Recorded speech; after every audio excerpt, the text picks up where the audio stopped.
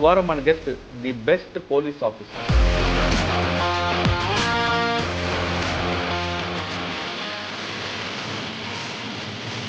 పేరు ఏవి రంగనాథ్ గారు, IPS commissioner, హెడ్రా.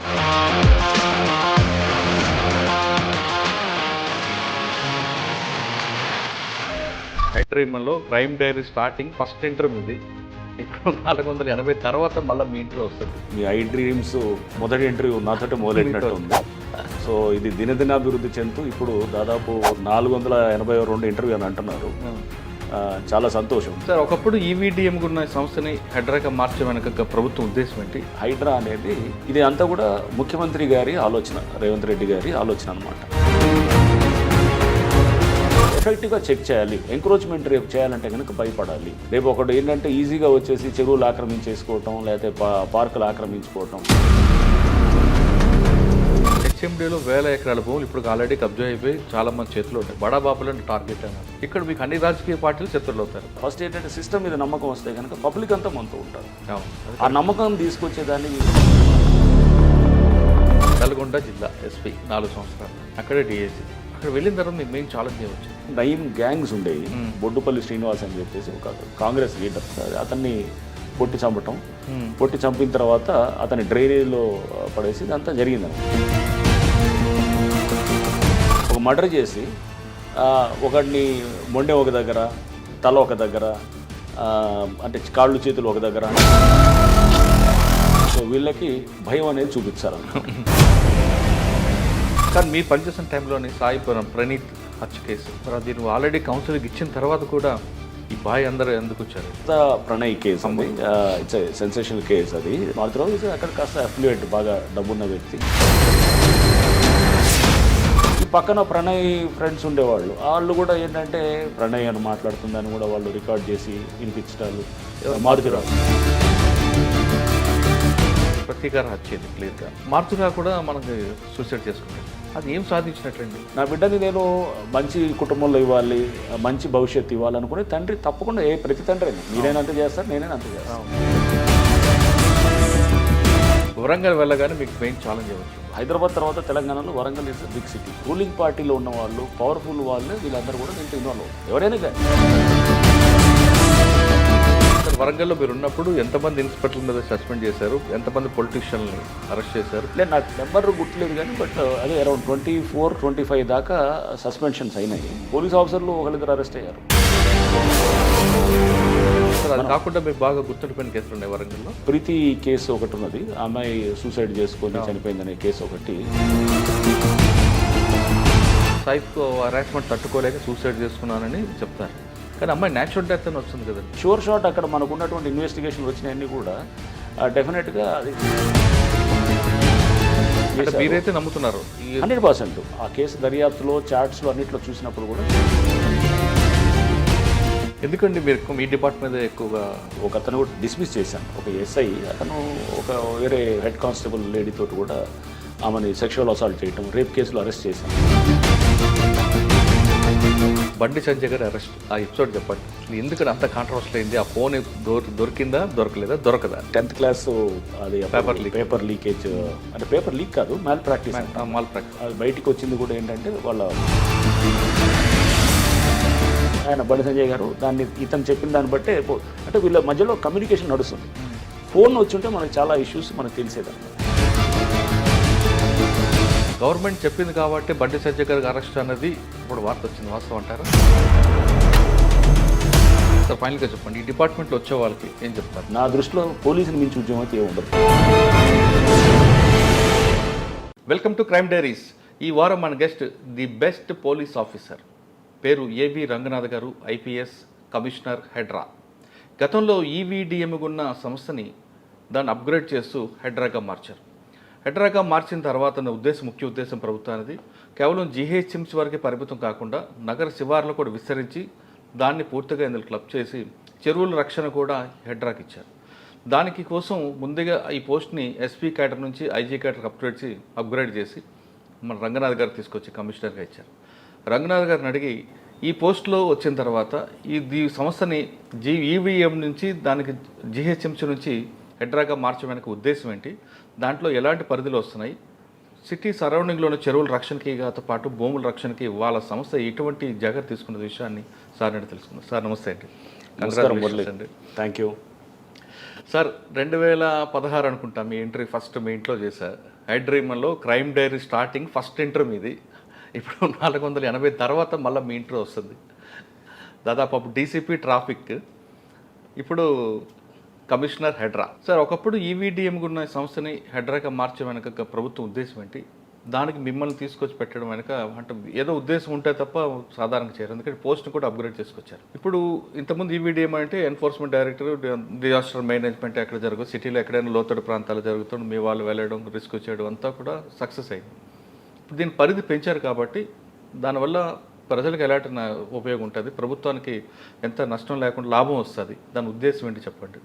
ఈ రెండు ప్రశ్నలకు సమాధానం చెప్పే ముందు మనం డీసీపీ ట్రాఫిక్ ఉన్నప్పుడు మాట్లాడుకున్నాం.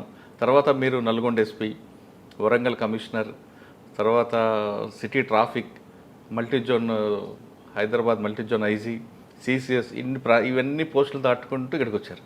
ఒక్కసారి నల్గొండకు వెళ్దాం. ఎందుకంటే నల్గొండ జిల్లాలో 4 సంవత్సరాలు పనిచేయడం కాకుండా అక్కడే మీరు డిఐజీగా ప్రమోషన్ వచ్చారు కాబట్టి నల్గొండ జిల్లాలో మీ మార్క్ ఏంటి? మీరు వెళ్ళేసరికి అక్కడ మీకు ఫస్ట్ ఛాలెంజ్ వచ్చింది. మీరు వెళ్ళిన తర్వాత ఒక మంచి కేసు జరిగిందండి, ప్రణయ్ హత్య కేసు. ఆ కేసులో మీరు చేసిన యాక్ట్ ఎలాగొచ్చింది? ఇంకా అదే కాకుండా చాలా కేసులు ఉన్నాయి. ఒకసారి మీరు చాలా nice talking to you Murali. ఇప్పుడు దాదాపు 8 ఏళ్ళు అవుతున్నట్టుంది. 2016లో మనం ఫస్ట్ ఇంటర్వ్యూ మీరు మీ ఐ డ్రీమ్స్ మొదటి ఇంటర్వ్యూ నాతోటి మొదలెట్టినట్టు ఉంది. సో ఇది దినదినాభివృద్ధి చెందుతూ ఇప్పుడు దాదాపు 482 ఇంటర్వ్యూ అని అంటున్నారు. చాలా సంతోషం. మళ్ళీ 482 ఈ దీని తర్వాత అంటే ఇన్ని ఇంటర్వ్యూస్ తర్వాత మళ్ళీ నేను మాట్లాడడం జాయిన్ అవ్వడం. Yeah right. అండ్ మీతోటి నాకు ఎప్పటి నుంచో తెలిసింది, టీవీ9లో ఉన్నప్పటి నుంచి, అంతకుముందు నుంచి కూడా లాస్ట్ అంటే ఎర్లీ 2000s నుంచి కూడా మీరు యాక్చువల్గా sir additional SP Kakinada, Markapur కూడా. అవును. So it was a nice journey అంతా కూడా. రైట్. ఈ హైడ్రా గురించి మీకు అంటే కొన్ని విషయాలు అందరికి కూడా తెలియాల్సిన అవసరం ఉంటుంది. సో దీన్ని హైడ్రా అనేది ఇంకా ఇది జియో ఇంకా ఫార్మల్గా ఇష్యూ కాలేదు. దీని మీద చర్చలు జరుగుతున్నది, ఇంకా అది డిస్కషన్ స్టేజ్లో ఉన్నది. ఓకే. ఇది అంతా కూడా ముఖ్యమంత్రి గారి ఆలోచన, రేవంత్ రెడ్డి గారి ఆలోచన అనమాట. ఈ హైడ్రా అనేది దీనికి ఒక యాక్రోనిమ్ అనమాట. అంటే దీని పేరు మనం చూస్తే కనుక Hyderabad disaster response and asset protection authority. Asset protect అంటే డిజాస్టర్ రెస్పాన్స్. హైదరాబాద్లో డిజాస్టర్ రెస్పాన్స్ ఏమన్నా వరదలు, విపత్తులు లేకపోతే ఇంకేదైనా వచ్చినా కానీ కూడా ఫస్ట్ రెస్పాండర్గా హైడ్రా అనే సంస్థ చేయాలి. రైట్. దీనికి తర్వాత అసెట్ ప్రొటెక్షన్. అసెట్ ప్రొటెక్షన్ అంటే ఏంటి? ఆస్తుల అంటే మన సంరక్షణ చేయటం అన్నమాట. సో ఆస్తులు అంటే ఏముంటుంది? ప్రభుత్వ ఆస్తులు, చెరువులు, నెక్స్ట్ గవర్నమెంట్ భూములు, నాలాలు, లేకపోతే పార్కులు, లేకపోతే ఏమన్నా ఉంటాయి మన బరియల్ గ్రౌండ్స్, ఇట్లా ఏదైనా కానీ ఓపెన్ స్పేసెస్, ఆడే గ్రౌండ్స్, ఇవన్నీ కూడా ప్రభుత్వ ఆస్తుల కింద వస్తాయి. వీటిల్ని అసెట్ ప్రొటెక్షన్లో చేస్తూ ఇంకా మనం దాంట్లో ఇంకా కొన్ని ఇతర దాంట్లో అధికారాలు, పవర్స్ కూడా ఉన్నాయన్నమాట. సో దీనికి బ్యాక్గ్రౌండ్ కూడా చూస్తే కనుక 2019లో ఈ ఆర్గనైజేషన్ ఒకటి క్రియేట్ చేయడం జరిగిందనమాట. డైరెక్టరేట్ ఈవీడిఎం అనమాట, directorate of enforcement vigilance and disaster management. ఇది జిహెచ్ఎంసీలో తయారు చేయబడ్డ ఒక ఇదనమాట, ఒక ఆర్గనైజేషన్. ఈ డైరెక్టరేట్కి ఒక ఎస్పీ స్థాయి అధికారి, ఒక ఐపీఎస్ స్థాయి అధికారి ఉంటూ వచ్చారు. అంతకుముందు విశ్వజిత్ కంపాటి అని చెప్పి ఒక ఐపీఎస్ ఆఫీసరు ఆయన ఉన్నారు. తర్వాత ప్రకాష్ రెడ్డి కూడా ఆయన తర్వాత 2023లో ఆయన రావటం. సో ఇదంతా కూడా ఒక ఎస్పీ స్థాయి అధికారిగా జిహెచ్ఎంసీలో భాగంగా ఉండిందనమాట. సో ఈవీడిఎం అంటే ఏంటి? ఎన్ఫోర్స్మెంటు, విజిలెన్సు, డిజాస్టర్ మేనేజ్మెంట్. ఈ అంటే ఎన్ఫోర్స్మెంటు, వి అంటే విజిలెన్సు, డి అంటే డిజాస్టర్ మేనేజ్మెంట్. ఎన్ఫోర్స్మెంట్ అంటే ఏం చేస్తారు? ఎన్ఫోర్స్మెంట్ అంటే సేమ్ ఇదే, చెరువులు ప్రొటెక్ట్ చేయటం, లేకపోతే కనుక వాళ్ళు దాన్ని సెక్యూరిటీ గార్డ్స్ అది ఉండి అక్కడ ఎవరిని ఆక్రమిస్తుంటే కనుక వాళ్ళని వాళ్ళ మీద చర్యలు తీసుకోవటం, ఆక్రమణలు అంటే కాకుండా దానికి అంటే ఎంక్రోచ్ అవ్వకుండా కాపాడటం, ఆల్రెడీ ఆక్రమించిన దాన్ని మళ్ళీ వెనక్కి రిట్రీవ్ చేయటం, ఇట్లా అనేది ఎన్ఫోర్స్మెంట్లో భాగం ఉంది. సో ఎన్ఫోర్స్మెంట్ ఇప్పుడు ఇందాక ఏదైతే కనుక మనం చూసామో ప్రభుత్వ ఆస్తులన్నింటినీ కూడా కాపాడటం అనేది ఎన్ఫోర్స్మెంట్లో భాగం అనమాట. ప్రభుత్వ ఆస్తులు అంటే ఏముంది? పార్కులు, లేకపోతే చెరువులు, నాలాలు, ఇంతే కాకుండా ప్రభుత్వ గ్రౌండ్స్, బరియల్ గ్రౌండ్స్, ఇవన్నీ కూడా దాంట్లో వచ్చేది. అంటే ఇవన్నీ కూడా ఎన్ఫోర్స్మెంట్లో కాపాడటానికి అసెట్స్ అనమాట, అసెట్స్ కాపాడటం. దీంట్లో కూడా మళ్ళీ ఇది కూడా ఉండేది ఏదంటే, ఇప్పుడు సపోజ్ ఎవరన్నా 2 అంతస్తులకి పర్మిషన్ తీసుకొని, బిల్డింగ్ పర్మిషన్ తీసుకొని వాళ్ళు 4 అంతస్తులు 5 అంతస్తులు కడుతున్నారు అనుకోండి. సో అది కూడా అప్పుడు ఉన్నటువంటి ఈవీడిఎం వాళ్ళ పరిధిలోకి వచ్చేదన్నమాట. వచ్చి వాళ్ళు అది కూడా యాక్ట్ చేయొచ్చు అనేది అట్లా ఇచ్చారు అధికారులు. అంటే ఇదంతా కూడా 2019లో ఒక 888 జీవో అని ఉంటుంది, దాని కింద ఈ అధికారులన్నీ కూడా వచ్చాయన్నమాట.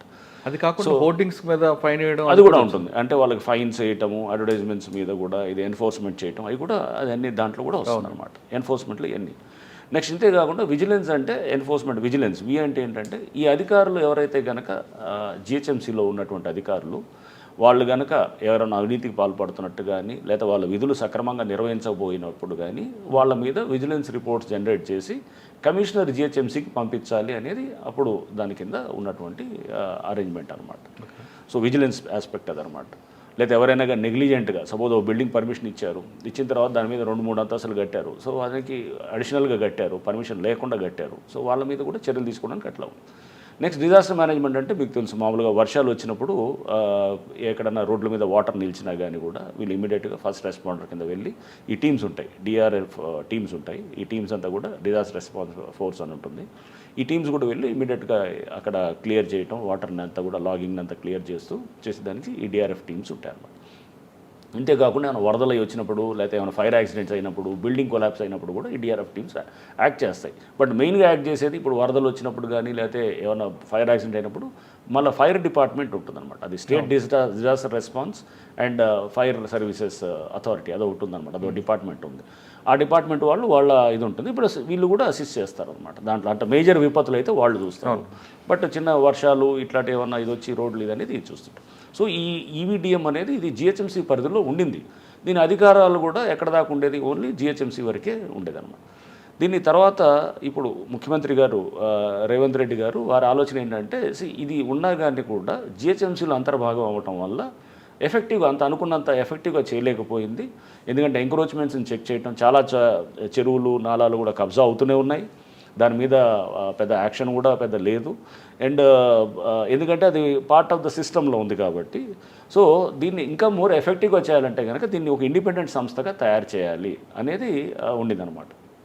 ఇండిపెండెంట్ సంస్థగా తయారు చేసి దీనికి డైరెక్ట్గా ఏంటంటే ముఖ్యమంత్రి గారి దాని కంట్రోల్లో ఉండేటటువంటి ఏజెన్సీగా తయారు చేస్తూ, దీనికి ఫండింగు అంతా కూడా సపరేట్గా చేస్తూ, బడ్జెటింగ్ అంతా ప్లస్ డైరెక్ట్గా దీనికి ఒక ఐజీ స్థాయి అధికారి, ఇంకా కొంతమంది ఎస్పీలు, ఇట్లా అంతా రకరకాల అన్ని మల్టీ డిసిప్లినరీ, అంటే అన్ని ఏజెన్సీస్ కూడా ఉంటాయి. ఇరిగేషన్ అధికారులు ఉంటారు, రెవెన్యూ వాళ్ళు ఉంటారు, సర్వేయర్స్ ఉంటారు, రిజిస్ట్రేషన్ డిపార్ట్మెంట్ వాళ్ళు ఉంటారు, నెక్స్ట్ ఇంకా ఫారెస్ట్ డిపార్ట్మెంట్ వాళ్ళు ఉంటారు, ఇంకా ప్రతి డిపార్ట్మెంట్ అంటే దీని మల్టీ డిసిప్లినరీ దీంట్లో ఉండేటట్టు చేయాలనేది వారి ఆలోచన అన్నమాట. సో ఈ ఆలోచన నుంచి బేసికల్గా ఏంటంటే ఎఫెక్టివ్గా చెక్ చేయాలి. ఎంక్రోచ్మెంట్ రేపు చేయాలంటే కనుక భయపడాలి. రేపు ఒకటి ఏంటంటే ఈజీగా వచ్చేసి చెరువులు ఆక్రమించేసుకోవటం, లేకపోతే పార్కులు ఆక్రమించుకోవటం చేసిన తర్వాత అదంతా మొత్తం వాడు ఎకరాల కొద్దీ ఆక్రమించుకొని తర్వాత దాన్ని ఇది లేకుండా ఉండడానికి. సో దీని మీద ఆల్రెడీ చాలా రౌండ్స్ ఆఫ్ డిస్కషన్స్ కూడా ముఖ్యమంత్రి గారి సమక్షంలో జరిగినాయి అన్నమాట. సో దీంట్లో ఇంకా అంటే మనం ఇప్పుడు నన్ను ప్రస్తుతానికి కమిషనర్ ఈవీడిఎం అని అంటారు. హైడ్రా కింద రూపాంతరం చెందడానికి ఇంకో కొన్ని రోజులు పడుతుందన్నమాట. బహుశా ప్రాబ్లీ ఒక 15 days ఆర్ 1 month అట్లా పడుతుండొచ్చు ఆ జియో వచ్చేదానికి ఇది అవుతుందన్నమాట. సో దీనికి పలు రౌండ్స్ ఆఫ్ డిస్కషన్స్ అన్నీ అవుతున్నాయి. దీంట్లో అంతా కూడా లోతుగా పరిశీలన చేసిన తర్వాత ఒక మొత్తం డీటెయిల్డ్ ఒక జియోని కూడా ఇవ్వడానికి కూడా ప్రభుత్వం వైపు నుంచి కూడా చాలా ఇదిగా ఉన్నారు.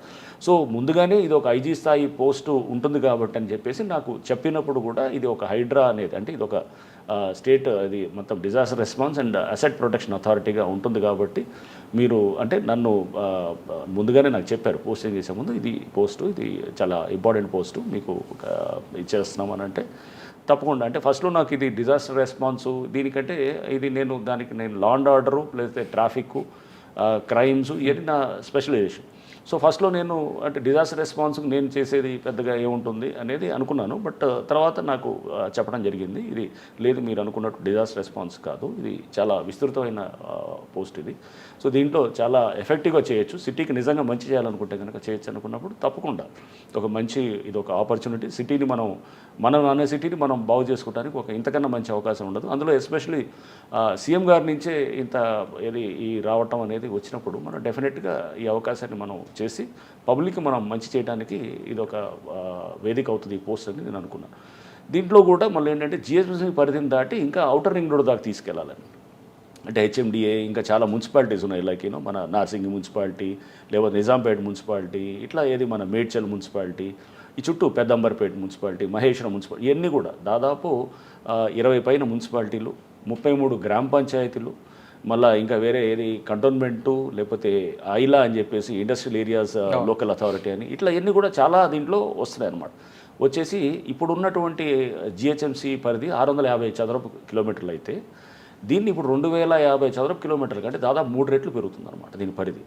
పెరిగి దీన్ని అంటే విస్తృతమైన ఇది అధికారాలు ఇచ్చి ఎఫెక్టివ్గా చేయాలనేది ఉంది. సో ఇది ఇంకా చర్చల స్టేజ్లో జరుగుతుంది అనమాట. చర్చల స్టేజ్ జరుగుతుంది. ముఖ్యమంత్రి గారు అయితే చాలా స్పష్టంగా ఉన్నారు, రేపు ఎంక్రోచ్మెంట్లు చేయాలన్నా ఆల్రెడీ, లేకపోతే ఎవడన్నా ఇది చేయాలంటే కనుక రేపు అతనికి భయపడే పరిస్థితి ఉండాలి అనేది ఫస్ట్ వరి. రేపు ఎంక్రోచ్ చేయాలంటే ఎవడన్నా గవర్నమెంట్ భూములు ఆక్రమించుకోవాలంటే రేపు అతనికి చట్టపరంగా మనం అతన్ని నివారించేటట్టు ఉండాలి. రేపు ఆ భయం అనేది చేసేవాళ్ళు అట్లాంటి ఎవరైతే చట్టాన్ని చేతులు తీసుకునే వాళ్ళకి ఉండాలి. రెండోది, ఆల్రెడీ ఎంక్రోచ్ చేసిన వాళ్ళు ఎవరు ఉంటే కనుక వాళ్ళని కూడా మనం ఏంటంటే వాళ్ళని చూసి మనం ఎక్కడెక్కడ చేసినారో అక్కడ అన్నింటి చెరువులు, ఎస్పెషల్లీ చెరువులు కాపాడుకోవడం.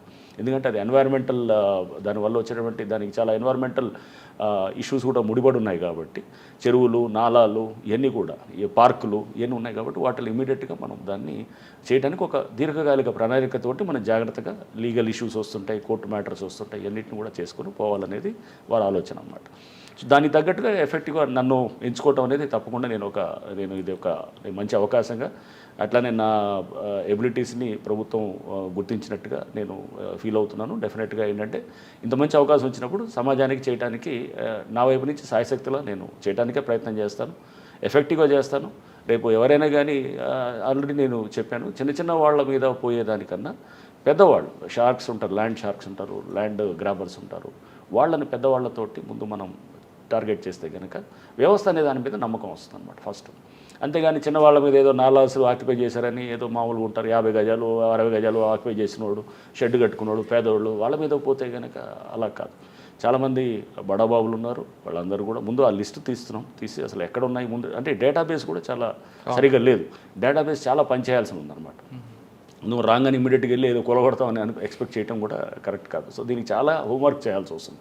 చాలా మీటింగ్స్ పెట్టి లేక్స్ మీద మీటింగ్ పెట్టాను ఆల్రెడీ. అంటే వచ్చి 15 రోజుల్లో కూడా చాలా మీటింగ్స్ అరేంజ్ చేస్తున్నాం. మన సిటీ ప్లానర్స్తో మీటింగ్ పెడుతున్నాము, పెట్టేసి నెక్స్ట్ ఇంకా చెరువుల వైపు ఫైళ్ళు మెయింటైన్ చేయాలని చూస్తున్నాం. ఈ చెరువు వైజ్గా, అంటే మనకి ఎట్లయితే పోలీస్ స్టేషన్లో కేసు వైజ్గా ఉంటుందో ఇక్కడ ఈ చెరువు వైజ్ ఫైల్ ఉండాలన్నమాట. అసలు ఎక్కడ ఉంది ఎఫ్టీఎల్, ఫుల్ ట్యాంక్ లెవెల్, అంటే నీళ్లు ఫుల్గా వస్తాయి కనుక ఎక్కడ ఉంటుంది water. And next buffer zone, అంటే కొంచెం ఇంకా ఎఫ్టీఎల్ దాటిన తర్వాత బఫర్ జోన్ ఉంటుంది. సో ఈ ఎఫ్టీఎల్లో యాక్చువల్గా ఏది కట్టకూడదు, ఎఫ్టీఎల్లో కానీ బఫర్ జోన్లో కానీ ఏం కట్టకూడదు. బట్ చాలా చోట్ల ఎఫ్టీఎల్ కాదు, చెరువులో పూర్తి చేసిన పరిస్థితులు ఉన్నాయి, నాలాలు పూర్తి. సో చాలా పెద్ద ఇది ఉంటుంది దీంట్లో, ఎందుకంటే చాలా కోర్టు లిటిగేషన్స్ కూడా ఉంటాయి. సో అందుకు చాలా స్ట్రాంగ్ లీగల్ టీం పెట్టాలి, చాలా కన్విక్షన్ తోటి పనిచేసేవాళ్ళు. అంటే రేపు చాలా అంటే ఇది మన సమాజాన్ని బాగు చేసుకోవడానికి మనం ఇంతకన్నా మంచి అవకాశం ఉండదు అనుకునేటటువంటి వాళ్ళతోటి హైదరాబాద్ని వల్ల మనం జాగ్రత్తగా చేసుకోవాలి.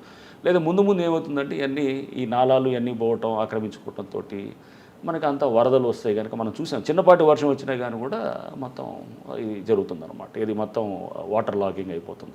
చెరువులు లేవు, నీళ్లు పోవడానికి చెరువులు అన్నీ పూడ్చిపోయినాయి. నెక్స్ట్ ఎటు పోవాలి, నీళ్ళంతా మన హైదరాబాద్ సిటీలో నిలుస్తాయి అన్నమాట. సింపుల్, అంటే ఇప్పుడు చేయాల్సింది కూడా దీంట్లో పెద్ద మనం అంటే మేము ఏదో దీన్ని మొత్తం రూపురేఖలు మార్చేస్తాం హైదరాబాద్ అనేది నేను అంత ప్రగల్భాలు ఏం మాట్లాడను. సింపుల్ థింగ్స్ చేయాల్సినవి కొన్ని ఉన్నాయి. సింపుల్ థింగ్స్ ఏం చేయొచ్చు, వర్షం పడ్డప్పుడు మేము ఉదాహరణకు కొన్ని వర్షం పడటానికి గుంతలు ఉంటాయి, ఏది మన క్యాచ్ పిట్స్ అంటాం. వచ్చిన ఫస్ట్ 4-5 రోజులు క్యాచ్ పిట్స్ ఇన్స్పెక్ట్ చేసాం. ఆ క్యాచ్ పిట్స్లో అంతా మట్టి నిలిచిపోయింది అనమాట, మట్టి పూడ్చిపోయింది మొత్తం. క్యాచ్ పిట్స్ అంతా మట్టితోటి ఉంది. లైక్ పెద్ద water logging points like Madhapur junction, లేదా బయోడైవర్సిటీ జంక్షను, పెద్ద జంక్షన్స్లో ఎక్కడైతే నీళ్ళు ఎప్పుడు నిలుస్తాయో అక్కడ పూర్తిగా మట్టితోటి నిలిచిపోయినాయి అనమాట. నిలిచిపోయి పైప్ లైన్స్, అంటే ఒక క్యాచ్ పిట్ నుంచి ఇంకో క్యాచ్ పిట్, ఇక్కడ వాటర్ తింటే ఇప్పుడు దాంట్లో వెళ్తుంది అంతా కూడా డ్రైన్ అవుట్ అవుతుంది. అక్కడి నుంచి ఇంకో వెళ్ళాలంటే కూడా ఇంకో పైప్ కూడా మొత్తం పూడ్చిపోయింది అనమాట సిల్ట్ తోటి. అంటే వచ్చిన మట్టితోటి పూడ్చిపోయి ఆ పేపరు, చెత్త చెదరం అంతా వచ్చి మొత్తం దాంతో పూడ్చేస్తుంది. అప్పుడు పడ్డ వాటర్ ఎంత అవుతుంది వెళ్ళటానికి, మెల్లిగా వెళ్తుంటుంది. ఇప్పుడు బాత్రూంలో ఎట్లా ఉంటుంది, మనం కనుక చెత్త అంతా ఉందనుకోండి, ఏది మన డ్రైన్ అవుట్ అయ్యే దగ్గర అక్కడ ఇది ఉంటే కనుక న్యాచురల్గా 10 నిమిషాలు పడుతుంది అనుకోండి, అదే దాన్ని అంతా క్లీన్ చేస్తే నిమిషాలు వెళ్ళిపోతుంది. సేమ్ లాజిక్ అనమాట. ఇక్కడ కూడా మనం ఈ మట్టిని గంతగా క్లీన్ చేస్తే గంటలో వెళ్ళే వాటర్ 10 నిమిషాల్లో తీసేయచ్చు. ట్రాఫిక్ జామ్ని 50 నిమిషాలు తగ్గించినట్టే కదా. సో నేను ట్రాఫిక్లో కూడా 4.5 ఏళ్ళు పనిచేసే కాబట్టి నాకు తెలిసి ఎంత ఎఫెక్ట్ ఉంటుందని. అప్పుడు నేను చెక్ చేసేవాడిని, వెళ్ళి ఈ క్యాచ్ బిట్ అని చెక్ చేస్తుండేవాడిని. చెక్ చేసి అప్పుడు క్వశ్చన్ చేసేవాళ్ళు ఇలా మున్సిపాలిటీస్ వాళ్ళని అప్పుడు అనేది. సో అంటే దీన్ని చిన్న చిన్న మనం పెద్ద పైప్ లైన్లు మార్చేసి నాలాలంతా మనం పెద్ద వైడైన్ చేసేసి పెద్ద చేసేదానికన్నా ముందు మన చేతిలో ఉన్న చిన్న చిన్న వాటిని కరెక్ట్ చేస్తే కనుక పని చేయించాలి. అక్కడ ఫస్ట్ అక్కడ ఉన్నటువంటి సిల్ట్ తీసే వాళ్ళతో పని చేయించాలి. అక్కడ ఇచ్చినటువంటి కాంట్రాక్టర్స్ ఎవరైతే ఉన్నారో వాళ్ళు పని చేయాలి. వాళ్ళు టెండర్ డాక్యుమెంట్స్ కూడా చూసినప్పుడు వాళ్ళు క్లియర్గా సిల్ట్ తీయాలని ఉంది. మరి ఎందుకు తీయట్లేదు అంటే పని చేయించట్లేదు. వాళ్ళతో పని చేయిస్తే కనుక ముందు సగం ప్రాబ్లమ్ సాల్వ్ అవుతాయి అన్నమాట. సో ఈ చిన్న చిన్న వాటిల్ని ముందు మనం చేస్తూ బాధ్యత పెంచాలన్నమాట. సో ముఖ్యమంత్రి గారి ఆలోచన కూడా ఏంటంటే అకౌంటబిలిటీ మనం ఫిక్స్ చేసేటట్టు చేయాలి. డెఫినెట్గా ఇప్పుడు సపోజ్ ఒక ఎంక్రోచ్మెంట్ వచ్చిందనుకోండి, అక్కడున్న అధికారి ఏం చేస్తున్నాడు, అతను ఎందుకు బాధ్యత చేయకూడదు? న్యాచురల్ రేపు అతను బాధ్యత అవుతాడు. నీ ఆ ఏరియాలో ఉన్న అతను ఎంక్రోచ్మెంట్ కట్టి ఒక ఓసీ తీసుకొస్తారు, 2 అంతస్తులు కట్టి 5 అంతస్తులు కడతాడు దాన్ని, మరి అతను బాధ్యతే కదా. తెలిసినప్పుడు కొలగొట్టాలి కదా. ఎందుకు కొలగొట్టలేదు అంటే చూసి చూడనట్టు ఎందుకు పోతున్నావు? డెఫినెట్గా అది నెగ్లిజెన్స్ అని ఉండాలి, అది కన్నైవెన్స్ అని ఉండాలి. అట్లనే తీసుకుంటాను. సో ఇవన్నీ కూడా అంటే విజిలెన్స్ యాంగిల్లో కూడా పవర్స్ ఇవ్వాలనేది కూడా ఉంది. ఆల్రెడీ ఉన్నాయి, ఈవీడిఎంలో పవర్స్ ఉన్నాయి. దాన్ని ఇంకా స్ట్రాంగ్గా ఇవ్వాలనేది సీఎం గారి ఆలోచన. ఇంకా ఏంటంటే బహుశా ఒక పోలీస్ స్టేషన్ కూడా క్రియేట్ చేయాలనేది మొత్తం దీనన్నిటికీ ఇది నిన్న చర్చించినప్పుడు కూడా అంటే ఇదంతా చర్చ స్టేజ్లో ఉన్నాయి. సో బహుశా త్వరలో ఒక కార్యరూపం చేస్తుంది. బట్ ముఖ్యమంత్రి గారు అయితే చాలా స్పష్టంగా ఉన్నారు, మనం కమ్ వాట్ మే దీన్ని మనం చెక్ చేయాలి. ఈ గ్రాబింగ్లు, ఈ ఎంక్రోచ్మెంట్స్ ఇదంతా చెక్ చేయకపోతే హైదరాబాద్ ముందు కూడా మనం చూసాం. మనం బాంబే వర్షాలు వస్తే ఎట్లా అయింది, బెంగళూరు వస్తే ఎట్లా అయింది, ఇదంతా ఆ పరిస్థితి వచ్చేసి రేపు మొత్తానికి ఇక్కడ వ్యవస్థలన్నీ మొత్తం ఇదైపోయి సిటీ అంతా అతలాకుతలం అయిపోయి ఆ పరిస్థితి రాకూడదు. ఎందుకంటే ఇప్పుడు మనకు ఇంకా ఆల్ ద మోర్ ఇప్పుడు అవసరం గ్రీన్ హౌస్ ఎఫెక్ట్ తోటి, గ్లోబల్ వార్మింగ్ తోటి, దీంతో వర్షాలు కూడా మనకి చాలా క్లైమాటిక్ ప్యాటర్న్స్ చాలా చేంజ్ అయిపోయి క్లైమాటిక్ ప్యాటర్న్స్ చేంజ్ అవడంతో ఇప్పుడు మన ఇంటెన్సిటీ ఆఫ్ ప్రెసిపిటేషన్ సడన్గా పెరిగిపోతుంది. ఇప్పుడు 10 సెంటీమీటర్స్ వస్తున్నాయి అన్నమాట. హైదరాబాద్ 2 సెంటీమీటర్స్ 3 సెంటీమీటర్స్ తీసుకోవడానికి ఉండేటటువంటిది. ఇంతకుముందు మనకేంటంటే ఒక స్లో అంటే మామూలు చాలా స్టడీ రెయిన్ఫాల్ ఉండేదానికి ఇప్పుడు ఇంటెన్సివ్ ప్రెసిపిటేషన్ అన్నమాట. సడన్గా ఒక గంటలో పడిపోద్దాం. పడ్డప్పుడు ఆల్ ద మోర్ చాలా మన దగ్గర ఈ సిస్టమ్స్ కొంచెం జాగ్రత్తగా ఉండాలన్నమాట. అంటే ఇది దీనికి సంబంధించి చెరువుల్లోకి నీళ్ళు వెళ్ళి నిలిచేటటువంటి పరిస్థితి ఉండాలి, నాలాసు తీయాలి. సో తీసేటప్పుడు ముందు మనము చాలా జాగ్రత్తగా ఒక స్ట్రాటజీ ప్రకారం చేయాలి. ఊరిని ఏదో తొందరపడి మనం ఏదో చేయటం అనేది కాకుండా చాలా ఒక స్పష్టమైన కార్యాచరణతో పోవాలి. సార్ మీరు జిహెచ్ఎంసీ వరకు ఓకే, ఇప్పుడు హెచ్ఎండిఏ కూడా క్లబ్ అవుతుంది. హెచ్ఎండిఏలో 1000 ఎకరాల భూములు ఇప్పుడు ఆల్రెడీ కబ్జా అయిపోయి చాలామంది చేతిలో ఉన్నాయి. కోట్లాది రూపాయల ప్రభుత్వ ధనం అంతా వాళ్ళ చేతిలో ఉంది. ఇక్కడ మీకు నాలా మీరు అన్నారు ఇందాక, నాలా కబ్జా చేసిన వాళ్ళు కాకుండా బడాబాబులను టార్గెట్ అన్నారు. ప్రభుత్వం కూడా మంచి ఆలోచన అది. ఇక్కడ మీకు అన్ని రాజకీయ పార్టీలు శత్రువులు అవుతారు, అధికారంలో ఉన్న వాళ్ళు అవుతారు, ప్రతిపక్షం అందరూ కూడా శత్రువులు అవుతారు. ఆల్రెడీ మీరు ఇంకొక టాపిక్ తీసుకొచ్చారు, చెరువులు లింక్ సిస్టమ్ ఎప్పుడో కట్ అయిపోయింది. మనకి బఫర్ జోన్ కొలాప్స్ అయిపోయింది. ట్యాంక్ మీరు చెప్పారా ఇప్పుడు ఎఫ్టీఎల్, ఆ ఎఫ్టీఎల్ పిల్లర్స్ కూడా మార్చేసే సిస్టమ్ తీసుకొచ్చారు. దీని అంతటికి కారణం రాజకీయ నాయకులు, బడాబాబులే కాకుండా సరౌండింగ్లో ఉన్న డిపార్ట్మెంట్ వాళ్ళ హస్తంతోనే జరిగింది అనేది వార్తుంది. మీరు ఇప్పుడు ఇంటర్నల్గా ఉన్న శత్రువులతో పాటు అవుట్ సైడ్ శత్రువుని ఎలా ఎదుర్కొంటారు? లేదు చాలా ఇది డెఫినెట్గా ఎక్కడైనా కానీ కూడా మనం కొన్ని వెస్టెడ్ ఇంట్రెస్ట్ని టేక్ ఆన్ చేస్తున్నప్పుడు ఎవరైనా ఇప్పుడు దీంట్లో మీరు అన్నట్టు 100%. ఎందుకంటే చాలామంది తోటి శత్రుత్వం వస్తుంది అనమాట. ఎందుకంటే చాలామంది వెస్టర్న్ ఇంట్రెస్ట్లు, చాలా పవర్ఫుల్ ఇంట్రెస్ట్లు ఉన్న వాళ్ళు ఉంటారు. పెద్ద రియల్ ఎస్టేట్ వీళ్ళు ఉంటారు, లేకపోతే పొలిటీషియన్స్ ఉండొచ్చు, లేకపోతే ఇంకెవరైనా అధికారులు ఉండొచ్చు, ఎవరైనా ఇంటర్నల్ డిపార్ట్మెంట్లో ఉంటారు, ఇంటర్నల్ కూడా ఉంటారు, అందరూ ఉంటారు. సో దీన్ని అన్నింటినీ అదే చెప్పేది, ఇవన్నింటినీ మనం జాగ్రత్తగా అధిగమించాలి. అందుకోసం ఇప్పుడు బహుశా అంటే కొంచెం జాగ్రత్తగా మనం ప్లాన్డ్గా స్టెప్ బై స్టెప్ ప్లాన్ చేసుకుంటూ ఎఫెక్టివ్గా వచ్చేయాలి. సో ఎఫెక్టివ్గా చేసేటప్పుడు మనం ఏమీ లేదు, ఫస్ట్ వీళ్ళని టార్గెట్ చేసి మన మెయిన్ ఫెలోస్ని, వాళ్ళని ల్యాండ్ మాఫియా ఉండేవాళ్ళు, మెయిన్ పెద్ద గేటెడ్ కమ్యూనిటీసో లేదా పెద్ద పెద్ద బిల్డింగ్స్ వచ్చినాయనుకోండి, వాళ్ళని జాగ్రత్తగా హ్యాండిల్ చేసి మనం చేయగలిగితే కనుక నమ్మకం రావాలి. ఫస్ట్ ఏంటంటే సిస్టమ్ మీద నమ్మకం వస్తే కనుక పబ్లిక్ అంతా మనతో ఉంటారు. ఆ నమ్మకం తీసుకొచ్చే దాన్ని దిశగా నేను పనిచేస్తాను ఫస్ట్. అంటే వ్యవస్థని జనరల్గా ఏమనుకుంటారా, ఇవన్నీ ఉందిలే వస్తాయి, ఇట్టటి చాలా మామూలు చూసాము, వస్తాయి మళ్ళీ పోతాయి, ఇదంతా పెద్ద ఏం లేదు, మళ్ళీ ఎవరో వాళ్ళు పెద్దవాళ్ళు వస్తారు, వాళ్ళు చెప్పంగానే వదిలేస్తారు, ఇదంతా నార్మల్గా ఉంటుంది. దానికి విరుద్ధంగా చేయాలన్నమాట. దాని ముందు ఏంటంటే ఇవన్నీ ఉంటాయి, దానికి నమ్మాలంటే కనుక ఫస్ట్ కొన్ని యాక్షన్స్ చేసి చూపించాలి. చేసినప్పుడు న్యాచురల్గా అప్పుడు ఇది ఉంటుంది. So action should speak. మన మాటల కన్నా చర్యల ద్వారా చేయాలి. యాక్షన్ ఎప్పుడు స్టార్ట్ అవ్వచ్చండి? నేను ముందు అందుకో చెప్తున్నాను, ముందు జీవో రావాలి. జీవో రావడానికి బహుశా 15 రోజులు 1 మంత్ లోపల వస్తుందని నేను అనుకుంటున్నాను. నాకు ఆ అధికారం అంతా ఇస్తున్నట్టు అవుతుంది. అంటే నేను జిహెచ్ఎంసీ పరిధి నుంచి ఇండిపెండెంట్ అవుతాను. అయిన తర్వాత నెక్స్ట్ దీనికి సంబంధించిన ఆల్రెడీ నేను అప్పటిదాకా వస్తుందని చెప్పి నేను వెయిట్ చేయట్లేదు. ఆల్రెడీ ఇప్పుడు ఆ డేటా నా గ్రౌండ్ వర్క్ స్టార్ట్ చేసాం. చేస్తూ మేము చెరువుల వైజ్ మీటింగ్లు పెడుతున్నాను, పబ్లిక్ పార్కుల వైజ్ పెడతాము. అండ్ అట్లానే కొన్ని చోట్ల ఏది మనము ఆ డేటాబేస్ తీసుకుంటున్నాము, జిఐఎస్ మ్యాపింగ్ ఎలా ఉందో చూస్తున్నాము. పబ్లిక్ నుంచి నేను అసలు ముందు ఎట్లాంటి కంప్లైంట్స్ వస్తాయని స్టడీ చేస్తున్నాము. సో కొన్ని స్పాట్స్లోకి వెళ్ళి వెరిఫై చేస్తున్నాం అక్కడికక్కడ. ఇదంతా ఏంటంటే గ్రౌండ్లో ముందు నాకు దీని గురించి ఒక అవగాహన రావడానికే బహుశా 1-2 నెలలు పడుతుంది. ఎందుకంటే ఇది నాకు సంబంధించిన సబ్జెక్ట్ కాదు.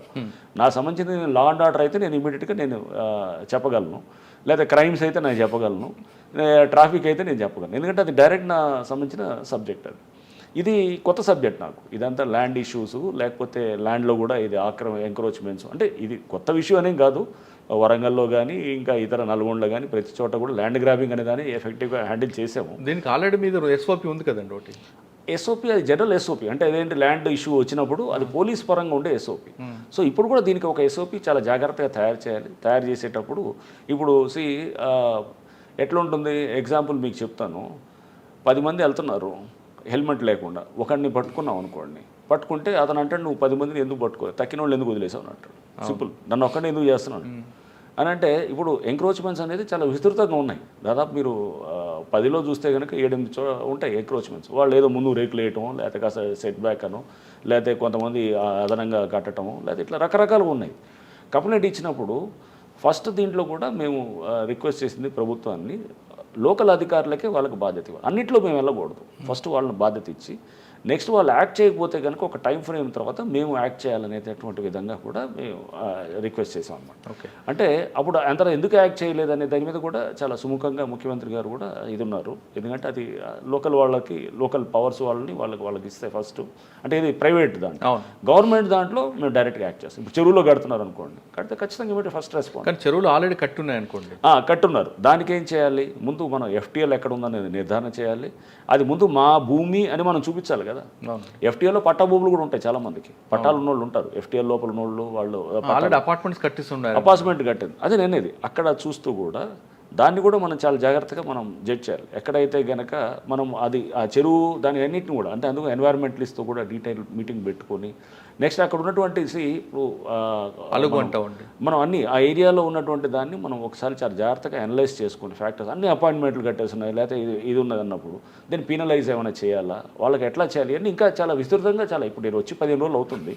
సో డీటెయిల్గా పోయి దాంట్లో వచ్చిన సమస్యలతోటి 10 మందితో డిస్కస్ చేసేటప్పుడు అప్పుడు దానికి వచ్చేటటువంటిది. అట్లానే ప్రభుత్వంతో, ముఖ్యమంత్రి గారితో కూడా డిస్కస్ చేసినప్పుడు వచ్చే సమస్యలు మనం సొల్యూషన్ చేసుకుంటూ పోవడం. అంతేగాని ప్రతి బిల్డింగు పెద్ద ఇది కొట్టే అలానే కూడా ఆల్టర్నేటివ్ చూస్తుంటారు. ఎలా చేయాలి, వాళ్ళకి ఆల్టర్నేట్ ల్యాండ్ ఇవ్వాలా, లేకపోతే ఎలా చేస్తారు, వాళ్ళు తెలిసి చేశారు, అప్పటికే FTL తెలిసి జరిగిందా. బట్ చాలా క్లియర్గా ఉన్నాయి ఎన్వైరన్మెంటల్ ఇది మన దాని ఇష్యూస్లో కోర్ట్స్ కూడా చాలా స్పష్టంగా ఉన్నాయి. ఎక్కడైనా కానీ కూడా ఒకవేళ కట్టు ఉంటే కనుక దాన్ని కూడా తీసేయాల్సిన అవసరం వస్తుంది, తీసేయాల్సి వస్తుంది. అపార్ట్మెంట్స్ కట్టారు లేదా ఇంకేదో పెద్ద పెద్ద స్పేసెస్ కట్టారంటే ఖచ్చితంగా మనకి రేపు అది FTLలో వస్తుంది. ఆ చెరువును పూర్తిగా ఆక్రమించుకున్నాడు, అతను తెలిసి చేశాడంటే ఖచ్చితంగా రేపు అతను he has to face the music అంతే. అంతేగాని అది సార్ అపార్ట్మెంట్ పక్కన నాలాలు వస్తుంటాయి, నాలాలు కుంచించిపోయాయండి.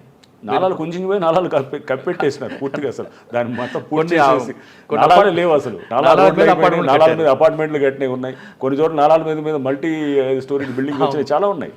సో అవన్నీ అదే అందుకని చెప్తున్నాం, అన్నీ చెక్ చేసి విత్ మన దగ్గర రేపు ఏంటంటే డేటా చాలా ఇంపార్టెంట్. రేపు అది తీసుకెళ్ళి వాడు యాక్చువల్గా అంత పెద్ద బిల్డర్లు ఏం చేస్తారు, ఫస్ట్ కోర్టుకు పరిగెత్తారు, కోర్టుకెళ్ళి అదో మేము చేసే హోంవర్క్ చాలా పగడబందీగా ఉండాలన్నమాట. రేపు కోర్టుని మేము ఫస్ట్ నమ్మించేటట్టు ఉండాలన్నమాట. ఇదిగో ఇది ఈ డేటా, ఇది చూడండి, ఇతను ఇది ఇంతకుముందే ఇది FTL. సో కోర్ట్స్ కూడా అది FTL అని మనం నిర్ధారణ చేస్తే కనుక వాళ్ళు కూడా ఎవరు కూడా స్టేలు అది ఇవ్వటం లేదు. FTL లేకపోతే చెరువు అని చెప్పి మనం ప్రూవ్ చేసేది చాలా పక్కా డేటా ఉండాలి. అంతేగాని అప్పుడు డేటా ఒకటి, ఇప్పుడు డేటా ఒకటి, రకరకాల డేటాలు ఉన్నాయనుకోండి, అవన్నిట్లు ఉంటే కనుక అప్పుడు మళ్ళీ వాళ్ళకి అవతలవాడికి అతను అడ్వాంటేజ్గా వాడుకోవడానికి ఉంటుంది అనమాట. సో అందుకోసం ఆ డేటా గురించి కూడా నేను మీటింగ్ పెట్టాను అనమాట. GIS దానికి సంబంధించిన వాళ్ళతోటి, ఈ లేక్స్లో ఇది FTL దాని ఈ చెరువు వైజ్ మీటింగ్ పెడతాను నెక్స్ట్. చెరువు వైజ్ మీటింగ్ పెట్టి మనం ఎఫ్టీఎల్ ఎలా నిర్ధారణకు వచ్చారు, అది రేపు కోర్టు దాన్ని అంటే ట్రాన్స్పరెంట్గా ఉండాలి, దానికి ఏంటంటే ఇక ఇది 100% రైట్ అనేటటువంటి విధంగా తీసుకునేటట్టు దానికి జరగాల్సిన హోంవర్క్ జరగాలన్నమాట. అంటే ఇదంతా అవ్వడానికి 1 year పట్టొచ్చు అంటారా? 1 year ఏం కాదు. ఇది ఎప్పటికప్పుడు జరుగుతూనే ఉంటుంది. ఆల్రెడీ కొన్నిట్లో చేస్తున్నారు. చేసిన వాటిల్లో మనం ఆల్రెడీ యాక్ట్ చేయొచ్చు. కొన్ని దాదాపు నాకు తెలిసి ఒక 50-60 చెరువుల్లో ఆల్రెడీ ప్రాసెస్ జరిగిపోయింది. జరిగిపోయిన వాటిల్లో అక్కడ ఎందుకు యాక్ట్ చేయకూడదు అనేది ఉంటుంది అన్నమాట. దానికి కొన్ని ఉంటాయి. ఫస్ట్ ఏంటంటే ఒక సర్వే చేయించాలి. ఫస్ట్ ప్రాసెస్ చెరువు రాగానే సర్వే చేయించిన తర్వాత దానికి ఏది ఎఫ్టీఎల్, ఏది బఫర్ జోన్ అనేది క్లియర్గా ఐడెంటిఫై చేయాలి. ఆ తర్వాత ఒక ఫస్ట్ నోటిఫికేషన్ ఒకటి ఇస్తారు, ప్రిలిమినరీ నోటిఫికేషన్ ఇచ్చి పబ్లిక్కి ఇస్తారన్నమాట. ఈ చెరువులో ఇది బఫర్ జోను ఇదని చెప్పి.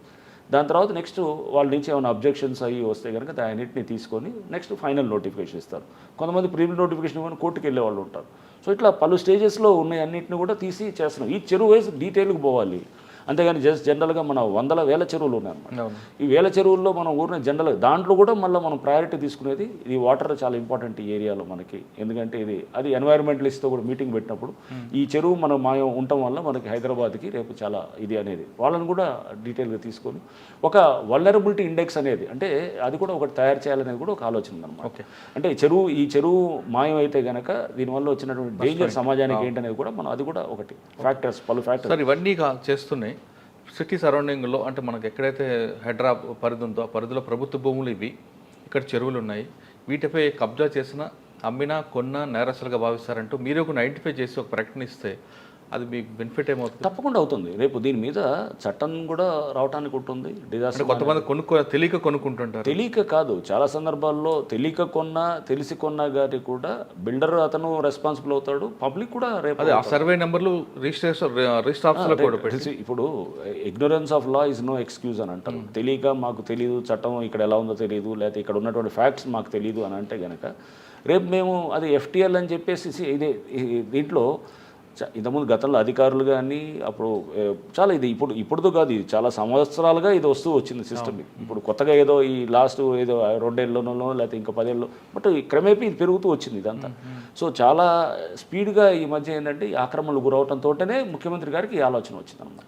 అంటే ముందే ఒక ప్రకటన ఇస్తే బాగుంటుంది కదా అని. ఇక్కడ ప్రభుత్వ భూములు ఉన్నాయి, ఇక్కడ చెరువులు ఉన్నాయి, వీటిపై కబ్జా చేసినా అమ్మినా కొన్నా నేరం అని భావిస్తాం. తప్పకుండా అది మనం రేపు ఏం చేస్తాము, ఎక్కడెక్కడ చెరువులు ఉన్నాయి అందుకు నోటిఫికేషన్స్ అన్ని ఇచ్చారు చాలా చోట్ల. సర్వేలు చేపించి అన్నీ కూడా సర్వేలు చేపించి పేపర్ ప్రకటనలు కూడా ఇదిగో ఇది అన్నీ కూడా ఇది ఉన్నాయని చెప్పేసి వాళ్ళు రేపు చేసినప్పుడు కోర్టుకు సబ్మిట్ చేస్తారు. కోర్టు కూడా వెళ్తారు న్యాచురల్గా. మనం వాళ్ళ లీగల్ హక్కును కాదని అనలేము కదా.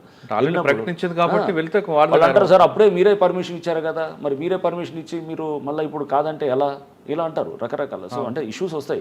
మీరే పర్మిషన్ ఇచ్చారు, అప్పుడు బిల్డింగ్ ప్లాన్ అప్రూవ్ చేశారు, మళ్ళీ ఇప్పుడే వచ్చి మీరే కాదంటున్నారు, ఎలా అవుతుంది ఇది అన్నట్టు. సో అప్పుడు పర్మిషన్ ఇచ్చిన సిస్టమ్ని అప్పుడు వాళ్ళు కూడా బాధ్యులు అవుతారు. ఈ మధ్యకాలంలో అయితే కనుక ఎప్పుడో సరే 30-40 ఏళ్ల క్రితం ఎప్పుడైనా అయితే కనుక అది చెప్పలేం కానీ బట్ తప్పకుండా అన్నింటినీ కూడా పరిగణలో తీసుకుంటాం. పర్మిషన్ ఎలా ఇచ్చారు, అంతకుముందు ఎఫ్టీఎల్ అని తెలిసి ఎలా ఇస్తున్నారు, అవన్నీ కూడా రేపు వాళ్ళు ప్రాసిక్యూట్ చేస్తారు. ఇందులోనే మీకు ఇన్వాల్వ్మెంట్ అయిన ఇంకో డిపార్ట్మెంట్ ఉంటుంది, సబ్ రిజిస్టర్ డిపార్ట్మెంట్. సబ్ రిజిస్టర్లకు ఉన్న రైట్స్ ప్రకారం అక్కడ ఉన్న ల్యాండ్ అనేది వెరిఫై చేయకుండా రిజిస్ట్రేషన్ చేయడం అనేది వాళ్ళకున్న రైట్స్. ఈవెన్ చార్మినార్ అమ్మడానికి వచ్చినా సరే వాళ్ళు రిజిస్ట్రేషన్ చేస్తారు, వెరిఫై చేయరు. వాళ్ళకున్న నామ్స్లో వాళ్ళకు ఉన్నాయి. అది కూడా మాడిఫికేషన్ చేస్తే ఒక ప్లస్ అయ్యే అవకాశం ఉంటుంది కదా. తప్పకుండా మురళి, ఇది చాలా పెద్ద సబ్జెక్టు, ఇది చాలా ఏంటంటే దీంట్లో మనం వెళ్ళే కొద్దీ ఇంకా మేము నేర్చుకుంటాము. తప్పకుండా ప్రభుత్వానికి కూడా పలు రిపోర్ట్స్ ద్వారా చట్టాలు మాడిఫికేషన్ చేయాలంటే కూడా చేస్తాము, ఏజెన్సీస్ టైటన్ అప్ చేయాలంటే కూడా చేయాలి. అండ్ సబ్ రిజిస్టర్ మీరు అన్నట్టు ఏంటంటే వాళ్ళే కాదు, ఇప్పుడు అక్కడ బిల్డింగ్ పర్మిషన్ ఇచ్చేటప్పుడు ఒకవేళ అది చెరువు ఉందని తెలిసిన తర్వాత కూడా దాన్ని పుడుస్తుంటే కనుక ఎందుకు దాన్ని సైలెంట్గా ఉన్నాం, అలా కాదు కదా. అక్కడ అధికారులు అప్పుడు ఏం చేస్తున్నారు. అండ్ ఇప్పుడు ఈ కొంతమంది స్వార్థం వల్ల ఏమైందంటే అందరికీ ఇప్పుడు ముప్పు వచ్చే పరిస్థితి వచ్చింది అన్నమాట. సో ఇది ఉండొచ్చు, కొన్ని 100 మంది ఉంటారు, కొన్ని 1000 మంది ఉంటారు సిటీలో. ఆ వాళ్ళ మీరు అన్నారు శత్రువులు తయారు చేసుకుంటామని అన్నారు కదా, ఈ 1000 మంది కొంతమంది ఉండొచ్చు, పవర్ఫుల్ ఫెలోస్ ఉండొచ్చు, బట్ లక్షలాది మంది దీంట్లో ఉన్నటువంటి 1 కోటి పైన ఉన్నటువంటి హైదరాబాద్ అందరూ కూడా బెనిఫిట్ అవుతారు. వాళ్ళ కోసం వీళ్ళు మనం తప్పకుండా అది మనకి మన బెంథమ్స్ యూటిలిటేరియన్ ప్రిన్సిపల్ ఉంటుంది.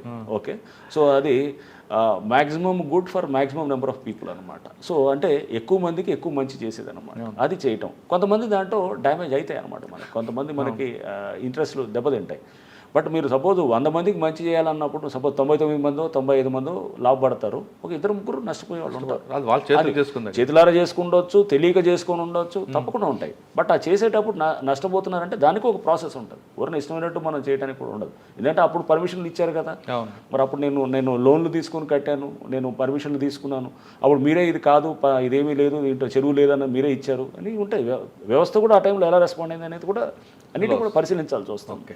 అందుకని చెప్పేది ఈచ్ ఒక చెరువు ఫైలు మాది ఒక కేసు దర్యాప్తు ఫైల్లా తయారవుతుంది అనమాట. సిడి ఫైల్ లాగా సిడి ఫైల్, పెద్ద సిడి ఫైల్ ఉంటాయి చూసారా, మంచి మర్డర్ కేసో లేకపోతే ఇట్లాంటివి ఉంటాయి, ఆ టైప్ ఫైల్ లాగా తయారు చేస్తాం. దాన్ని లోతుగా పోయి దాన్ని ఇంట్రెస్టింగ్ సబ్జెక్టు, దీన్ని డెప్త్లో పోవాల్సిన పరిస్థితి ఉంటుంది. అందుకని చాలా లీగల్ టీమ్ స్ట్రాంగ్ ఉండాలి, సర్వేయింగ్ టీమ్ స్ట్రాంగ్ ఉండాలి, మా కన్సల్టెన్సీని పెట్టాలి, డేటా బేస్ ఏదైతే మేము పోతున్నామో అది ఇర్రెఫ్యూటబుల్ డేటా ఉండాలి, టెక్నాలజీ టీమ్ స్ట్రాంగ్ ఉండాలి, టెక్నికల్ డేటా మీద బేస్ అవుతుంటాము. ఇవన్నీ అంటే ఎన్నింటినీ కలిపి చేస్తుంటాం అనమాట. ఇరిగేషన్ దీంట్లో పాటు ఒక లీగల్ సిస్టమ్ సెపరేట్ పెట్టుకుంటే మీరే ఎఫ్ఐఆర్ ఇష్యూ చేసి మీరే కేసులు. అదే కదా ఇప్పుడు నేను చెప్తుంది. పోలీస్ స్టేషన్ కూడా ఇప్పుడు ఏమవుతుంది, సపోజ్ చెరువు ఎవరో ఆక్రమించుకుంటున్నాడు, ఆక్రమించినప్పుడు అతను 4 ఎకరాలకు మొత్తం గ్రావెల్ తోటి ఇచ్చేస్తాడు, దాన్ని కవర్ చేసేస్తాడు, మొత్తం ఏదో గ్రావెల్ తెచ్చి అడ్డింటికి తీసుకొని డంప్ చేస్తాడు. మనం చేసే లోపల అది మళ్ళీ గ్రావెల్ని తీసేయాలంటే కనుక అది పెద్ద ఖర్చు అయినప్పుడు దాంతో వాడు ఏం చేస్తాడు, అది చేసి మెల్లిగా ఎప్పుడో టైం చూసుకొని దాంట్లో మళ్ళీ దాంట్లో కట్టేయటం ఏదో చేసుకుంటున్నారు అనమాట. చేసి దాని పర్మిషన్ తెచ్చుకొని రెగ్యులరైజ్ చేసుకొని ఒక కోర్టు ఆర్డర్ తెచ్చుకుంటాడు. దీనికి అందుకోసమే మేము ముఖ్యమంత్రి గారిని కూడా వారిని రిక్వెస్ట్ చేసింది కూడా ఏంటంటే, సార్ మనకు పోలీస్ స్టేషన్ లాంటిది కూడా ఉంటే కనుక చట్టాలు కూడా స్ట్రాంగ్గా తయారయ్యేటట్టు. సో వారు దానికి కూడా సుముఖంగా ఉన్నారు. లీగల్ టీమ్ సెపరేట్, లీగల్ అంటే ఒక పోలీస్ స్టేషన్ ఇప్పుడు మేము ఎవరికో అక్కడ చెప్పేసి పలానా పోలీస్ స్టేషన్, పలానా ఈ పోలీస్ స్టేషన్, ఆ పోలీస్ స్టేషన్ అని చెప్తే కనుక అక్కడ వాళ్ళకున్న రూటీన్ పనులలో లేకపోతే అక్కడ ఉన్నటువంటి లోకల్ ఇన్ఫ్లుయెన్సెస్లో వాళ్ళు స్ట్రాంగ్గా చేయవు. ఇది specialized agency like cyber crimes, narcotics బ్యూరోలో కూడా ఉన్నటువంటి పోలీస్ స్టేషన్ లాగా సైబర్ క్రైమ్స్ పోలీస్ స్టేషన్ ఉన్నట్టుగా డిపార్ట్మెంట్ ఉంది కదా, అట్లా ఇదొక సెపరేట్ పోలీస్ స్టేషన్గా తయారు చేసి ఎవడన్నా సపోజ్ ఇట్లానే చేస్తున్నారు అనుకోండి, ఎవరైనా ఆక్రమిస్తున్నారు అనుకోండి, ఆక్రమిస్తుంటే ఇమీడియట్గా ఆ జేసీబీలు మెషినరీ తీసుకొచ్చి సీజ్ చేసి కోర్టుకు పెడతాం, కేసులు రేపు అరెస్ట్ చేసి జైలుకి పంపిస్తాం. వాడు ఒకవేళ వస్తే కనుక అతను ఆక్రమించారనుకోండి జైలుకి పంపిస్తాం. అది తీయాల్సిన బాధ్యత కూడా అతను తీయకపోతే కనుక దాని మీద కూడా చట్టపరంగా అతని మీద యాక్షన్ తీసుకున్నట్టు చేస్తాం. నింపిన దాన్ని కూడా ఖాళీ చేయకపోతే కనుక అతని ఆస్తులు సీజ్ చేయడం లేదా ఇట్లా ఎందుకు చేయకూడదని కూడా చేస్తాం. అయినా కూడా ఇప్పుడు ఆ చట్టంలో మనం తీసుకొస్తే కనుక ఆస్తులు సీజ్ చేయటమా లేదా అతను తీయకపోతే కనుక అతను ఇంకే రెవెన్యూ రికవరీ చట్టమా లేదా ఇంకే అంటే ప్రాసెస్ కూడా చాలా జాగ్రత్తగా చేసి పగడబందీగా చేసేదానికి కూడా చేస్తాం. అంటే మీ ఇప్పుడు గవర్నమెంట్ టార్గెట్ కూడా పెద్దవాళ్ళ మీద ఎక్కువ వెళ్తుంది, చిన్న వాళ్ళ మీద కాకుండా. పెద్ద చిన్న అని కాదు, ఆక్రమించే వాళ్ళ మీద ఉంటుంది తప్పకుండా. బట్ దాంట్లో మనం ఏదో చిన్న వాళ్ళ మీద పోయి ఏదో ఒక బస్తీ తీసుకొని దాన్ని చేస్తే కనుక అలా అన్ని చోట్ల ఉన్నాయి ఆక్రమణలు. సిటీ మొత్తం ఆక్రమణలే ఉన్నాయి చాలా చోట్ల. సో దాన్ని మనం ఎక్కడ మొదలెట్టాలనుకున్నప్పుడు నేను అంటే అనుకునేది ఏంటంటే మంచి ఎవరైతే ఈ వ్యవస్థని ఇది మనకేం కాదులే అనుకునే వాళ్ళు ఉంటారో అక్కడి నుంచి చేస్తే నమ్మకం కలగాలని ఫస్ట్ సిస్టమ్ మీద నమ్మకం. పెద్దది కొట్టాలని నేను అన్ను. అక్కడ ముందు ఎప్పుడైనా కానీ కూడా ఫస్ట్ జనరల్గా ఏంటంటే చిన్న వాళ్ళ మీద పోతే కనుక అది అందరూ చేస్తారు, రేపు ఆ సిస్టమ్ అది నిలబడద్దా అనేది కూడా. ఎందుకంటే అక్కడ వాళ్ళు అతనికి ఇప్పుడు రోటీ కపడా వారు మకాన్, అతని షెల్టర్ అతనికి లైఫ్ అండ్ డెత్. డబ్బు ఉన్నవాడికి అది ఇట్స్ వన్ ఆఫ్ ద హౌసెస్లో అతనికి గెస్ట్ హౌస్ ఉండొచ్చు లేకపోతే అది ఇంకేదైనా ఉండొచ్చు, అతనికి 10 ఇల్లులు ఉండొచ్చు. అతనికి ఉన్నటువంటి ఇంటి వాల్యూ అనేది ఒక్కొక్కడికి ఒక్కొక్కలాగా ఉంటుంది. సో అట్లా కూడా చూడాలన్నమాట మనం. అంటే దాని మీద జీవనం ఉన్న వాళ్ళకి ఒక పేద అతనికో లేకపోతే ఒక లోవర్ మిడిల్ క్లాస్ అతనికి ఇల్లు అనేది అతని లైఫ్ టైం సేవింగ్ అనమాట. బట్ అదే ఒక పెద్ద అతను ఉన్నాడు అనుకోండి, అతనికి ఇట్స్ లైక్ అతను ఒక గెస్ట్ హౌస్ ఉండొచ్చు లేకపోతే ఇంకేదైనా ఫామ్ హౌస్ ఉండొచ్చు లేకపోతే ఏదైనా ఉండొచ్చు. సో అందుకోసం మనం అవన్నీ కూడా అంటే ఈ సామాజిక అంశాలను కూడా చూస్తాం డెఫినెట్గా. It's not that is just ఏదో మనం ఇట్లా ఎన్నింటినీ చూసి తప్పకుండా చేస్తాం. ఒక ఐజీ స్థాయి అంటే అనుభవం ఉన్న అధికారం ఉంటాడు, ఏదో త్వరగా ఏదో చేస్తున్నాడు అండ్ దాని మీద ఎందుకంటే బాధ్యత నా మీద పెట్టినప్పుడు తప్పకుండా దానికి బాధ్యత తగ్గట్టుగా నేను పనిచేయాల్సిన అవసరం కూడా ఉంటుంది. అంటే రాబోయే కాలంలో హెడ్రా అనేది చాలా పవర్ఫుల్, డెఫినెట్గా అవుతుంది. పవర్ఫుల్ అంటే మనం దీన్ని కరెక్ట్గా ఉద్యోగం చేస్తే కనుక డెఫినెట్గా పవర్ఫుల్ అవుతుంది అనమాట. అది చేసి చూపిస్తాం. ఈ ఉద్యోగం చేసే క్రమంలో డెఫినెట్గా చాలా ఒత్తిడిలు వస్తాయి, చాలా ఇన్ఫ్లుయెన్సెస్ వస్తాయి. అన్నింటినీ కూడా మనం అధిగమించి టైట్గా పనిచేస్తే కనుక ఇంతకన్నా మనం సొసైటీకి చేయడానికి హైదరాబాద్కి మంచి అవకాశం ఉండదు. ఒక హైదరాబాదీగా ఎస్ అఫ్ కోర్స్ ఒక హైదరాబాదీగా అండ్ అట్లానే ఒక సివిల్ సర్వెంట్గా ఇంత మంచి అవకాశం ఒక ప్రభుత్వం నుంచి అందులో ముఖ్యమంత్రి గారు ప్రత్యేకంగా ఇస్తున్నప్పుడు నేను పూర్తిగా దీన్ని వాడి పబ్లిక్ గుడ్ కోసం చేయడానికి చేస్తాను అన్నమాట. సార్ ఒకసారి మనం వెనక్కి వెళ్దాం. నల్గొండ జిల్లా ఎస్పీ 4 సంవత్సరాలు, అక్కడే డిఐజీ, అక్కడ వెళ్ళిన తర్వాత మీకు మెయిన్ ఛాలెంజ్ ఏమొచ్చింది? నల్గొండ జిల్లా 2018లో నేను అక్కడికి వెళ్ళాను. కానీ అప్పటికే నయీం కనబడ్డాడు. నయీం లేదు, నయీం అప్పటికే చనిపోయాడు. నయీం చనిపోయినాడు, కానీ నయీం గ్యాంగ్స్ ఉండేవి. నయీం గ్యాంగ్స్ ఉండి కొంత వాళ్ళ ట్రేసెస్ ఉండేవి అంత నల్గొండ జిల్లాలో. కొంత నల్గొండ ఏంటంటే నేను వెళ్ళేటప్పటికి కూడా అక్కడ కొంత మర్డర్స్ అయి ఉన్నాయన్నమాట. అంత మర్డర్లు అయ్యి 2018 మార్చిలో వెళ్ళాను. ఇట్లానే సడన్గా నా ట్రాన్స్ఫర్స్ ఎప్పుడు కూడా ఏంటంటే నా చేతుల్లో ఏమీ లేదు, సడన్గా వచ్చిన ట్రాన్స్ఫర్గానే ఉండింది. టీవీలో స్క్రోలింగ్ చూసుకొని అంటే నాకు సడన్గా ఒక గంటలో అంటే ఆర్డర్ వచ్చింది, మీరు వెళ్ళి ఇమీడియట్గా జాయిన్ అవ్వాలి, మీరు ఎప్పుడు జాయిన్ అవ్వాలంటే 1 గంట 2 గంటలు వెళ్ళిపోవాలన్నట్టు. అంటే జనరల్ అందరితో పాటు నాది వచ్చింది తక్కువ ఉంటుంది అనమాట. సో అంటే అక్కడ అవసరాల రీత్యా నన్ను అప్పుడున్నటువంటి ప్రభుత్వంలో నన్ను అక్కడ మర్డర్ అయింది. బొడ్డుపల్లి శ్రీనివాస్ అని చెప్పేసి ఒక కాంగ్రెస్ లీడర్, అతను టౌన్ కాంగ్రెస్ అధ్యక్షుడు. అతన్ని అక్కడ కొంతమంది రౌడీ షీటర్స్ వాళ్ళు అంతా అక్కడ అప్పుడు టీఆర్ఎస్ సంబంధించిన వాళ్ళు ఇది అక్కడ గొడవ అయ్యి అతన్ని కొట్టి చంపిన తర్వాత అతని డ్రైనేజ్లో పడేసి ఇదంతా జరిగిందనమాట. సో జరిగినప్పుడు కొంత అక్కడ డిస్టర్బెన్స్ అయింది. అప్పుడు ఉన్నటువంటి అక్కడ ఎస్పీని బదిలీ చేసి నన్ను వేశారు.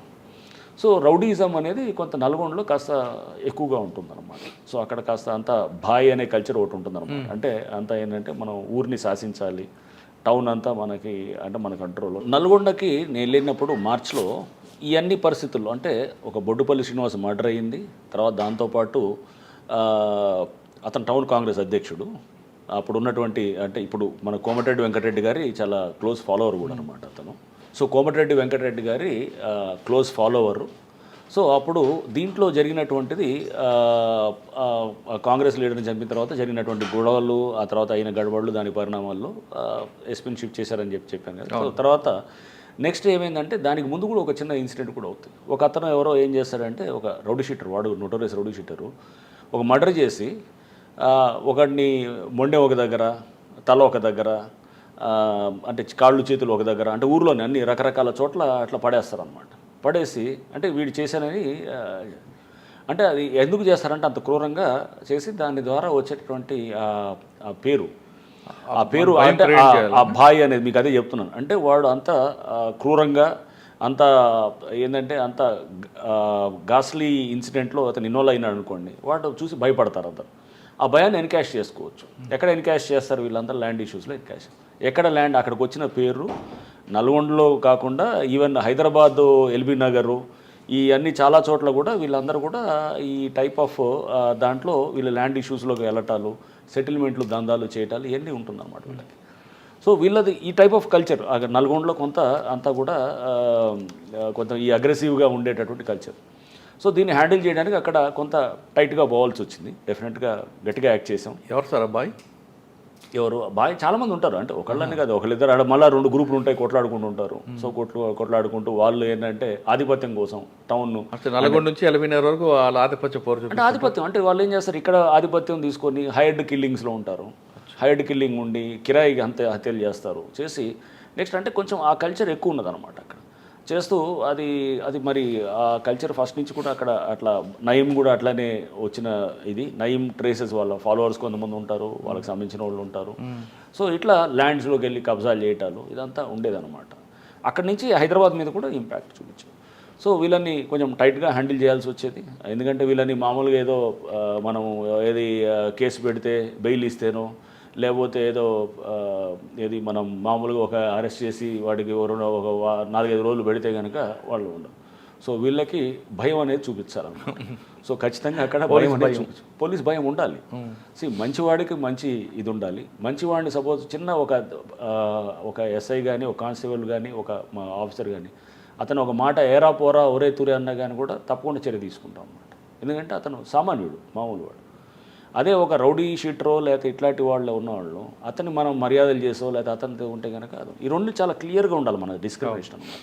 So rowdy bad element and సామాన్యుడు ఒక నార్మల్ ఎలిమెంట్, వీళ్ళిద్దరిని మనం హ్యాండిల్ చేసే విధానం చాలా స్పష్టంగా ఉండాలన్నమాట. సో ఆ పవర్ ఆఫ్ డిస్క్రిమినేషన్ అనేది చాలా ఇంపార్టెంట్ అనమాట. హౌ టు డిస్టింగ్విష్ బిట్వీన్ వీళ్ళిద్దరిలో అనేది. సో అది చేయాల్సిన అక్కడ ప్రయత్నం అయితే చేశాను. గట్టిగా రౌడీజం మీద అయితే చాలా టైట్గా పోయేవాళ్ళం. అక్కడ కౌన్సిలింగ్ పెట్టేవాళ్ళం, పెట్టి వాళ్ళందరినీ కూడా ఒక భయం అంటే ఏంటనేది తెలిసేదానికి కూడా మేము చేసాం అక్కడ. అంటే భయం అంటే మీరు కౌన్సిలింగ్ ద్వారా చేశారా లేదా ఇంక వేరే? కౌన్సిలింగ్ ద్వారానే ఉండేది. కౌన్సిలింగ్ అంటే మీరు అనుకునే కౌన్సిలింగ్ ఏమో కానీ అది బహుశా అది కౌన్సిలింగ్ అంటే కౌన్సిలింగే ఉంటుంది. అంటే పోలీస్ కౌన్సిలింగ్ 2 రకాలు ఉంటాయి. ఒకటి కూర్చొని 1 to 1 మాట్లాడడం వేరు, ఇంకోటి గ్రూప్ ఆఫ్. మీరు ఏ రకంగా అర్థం చేసుకున్నా పర్వాలేదు కానీ బట్ కౌన్సిలింగ్ అయితే చేసాం. డార్మేట్ కౌన్సిలింగ్ అంటే ఇది డిటీసీ అనేవాళ్ళం. సో డిస్ట్రిక్ట్ ట్రైనింగ్ సెంటర్ అని ఉండేది. DTC ఆ డిటీసీ కౌన్సిలింగ్ అంటే రేపు భయపడాలన్నమాట. ఆ విధంగా కౌన్సిలింగ్ ఉండేది. సో కౌన్సిలింగ్ చేసి చేస్తుండేవాళ్ళం. సో డెఫినెట్గా ఎందుకంటే ఇది రౌడీ షీటర్స్ వరకే, రౌడీ షీటర్స్, బ్యాడ్ ఎలిమెంట్స్ అట్లాంటి వాళ్ళకి రేపు ఎందుకంటే వాళ్ళు చట్టాన్ని చాలా సింపుల్గా తీసుకుంటారు. తీసుకొని అక్కడ అరాచకాలు ఉంటాయి అనమాట. అరాచకాలు ఉంటాయి, భయంతో నడిపిస్తారు అనమాట. అంతా దాంట్లో గాంజా అడిక్ట్స్ ఉంటారు, డ్రగ్స్ తీసుకునే వాళ్ళు ఉంటారు, ఇట్లా రకరకాల వాళ్ళకి పోలీసు భయం చూపించారు. తప్పకుండా ఉండాలి. నేను అనేది ఏంటంటే పోలీస్ అనేది భయం ఉండాలి, మర్యాద, గౌరవం ఉండాలి. ఎవరికి ఏ రకమైన మందు వేయాలో ఆ మందు వేయాలన్నమాట. అంతేగాని అందరికీ మనం జస్ట్ తీసుకొచ్చి వాడు రోడ్డు మీద వెళ్ళి ఎవడో కొడతాడు, కొట్టి వాడు ఏదో చేస్తే కనుక వాడికి ఒక బెయిలబుల్ కేసు పెడితే వాడికి నోటీస్ ఇస్తే ఊరుకుంటాడా? దానికి తగ్గట్టు మనం చేయాలన్నమాట. అది చర్యలు ఎలా ఉండాలనేది మీకు అర్థమై ఉంటుంది అనుకుంటాను. సో అది అలానే ఉండాలన్నమాట. కానీ మీరు పనిచేసిన టైంలోని సాయి ప్రణీత్ హత్య కేసు, మరి అది ఆల్రెడీ కౌన్సిలింగ్ ఇచ్చిన తర్వాత కూడా ఈ బాయ్ అందరూ ఎందుకు వచ్చారండి? రైట్ అండి, అది అమృత ప్రణయ్ కేసు అండి. ఇట్స్ ఏ సెన్సేషనల్ కేసు అది. సో మనకి 2018 సెప్టెంబర్లో అయినటువంటి ఇన్సిడెంట్ అది. సో దీని మీద కూడా పలు సందర్భాల్లో మాట్లాడాము. సో ఇది నేను వెళ్ళినప్పుడు యాక్చువల్గా అక్కడ నేను ట్రాన్స్ఫర్ అయ్యి పోస్టింగ్ వెళ్ళినప్పుడు నేను ఐజీ గారిని కలిసాను. అప్పుడు ఐజీ స్టీఫెన్ రవీంద్ర గారు ఉండేవారు. అండ్ పాత ఎస్పీ కూడా నా ముందు శ్రీనివాస్ ఉండేవారు. శ్రీనివాస్ అని ఆయన కూడా నాకు చెప్పారు, ఐజీ గారు కూడా చెప్పారు నాకు ఏంటంటే కొంచెం అక్కడ ఏదో ఇష్యూ ఒకటి, అమ్మాయి వైశ్యాస్ అమ్మాయి, అబ్బాయి ఏమో అతను వచ్చేసి ఎస్సీ పిల్లగాడు, సో కొంత ఇష్యూ ఏదో తయారవుతున్నది, కొంచెం జాగ్రత్త అని చెప్పేసి మీరు ఒకసారి ఏంటంటే నేను న్యాచురల్గా చేరిన తర్వాత మారుతిరావు అని వాళ్ళ అమృత అనే వాళ్ళ ఫాదర్ని పిలిచాను. మారుతిరావు అక్కడ కాస్త అఫిలియేట్, బాగా డబ్బున్న వ్యక్తి. సో అతన్ని పిలిచి కూడా నేను మాట్లాడాను. నన్ను మాట్లాడినప్పుడు అక్కడ local DSP, local inspector, Miryalaguda DSP, Miryalaguda inspector, వీళ్ళందరూ కూడా ఉన్నారు.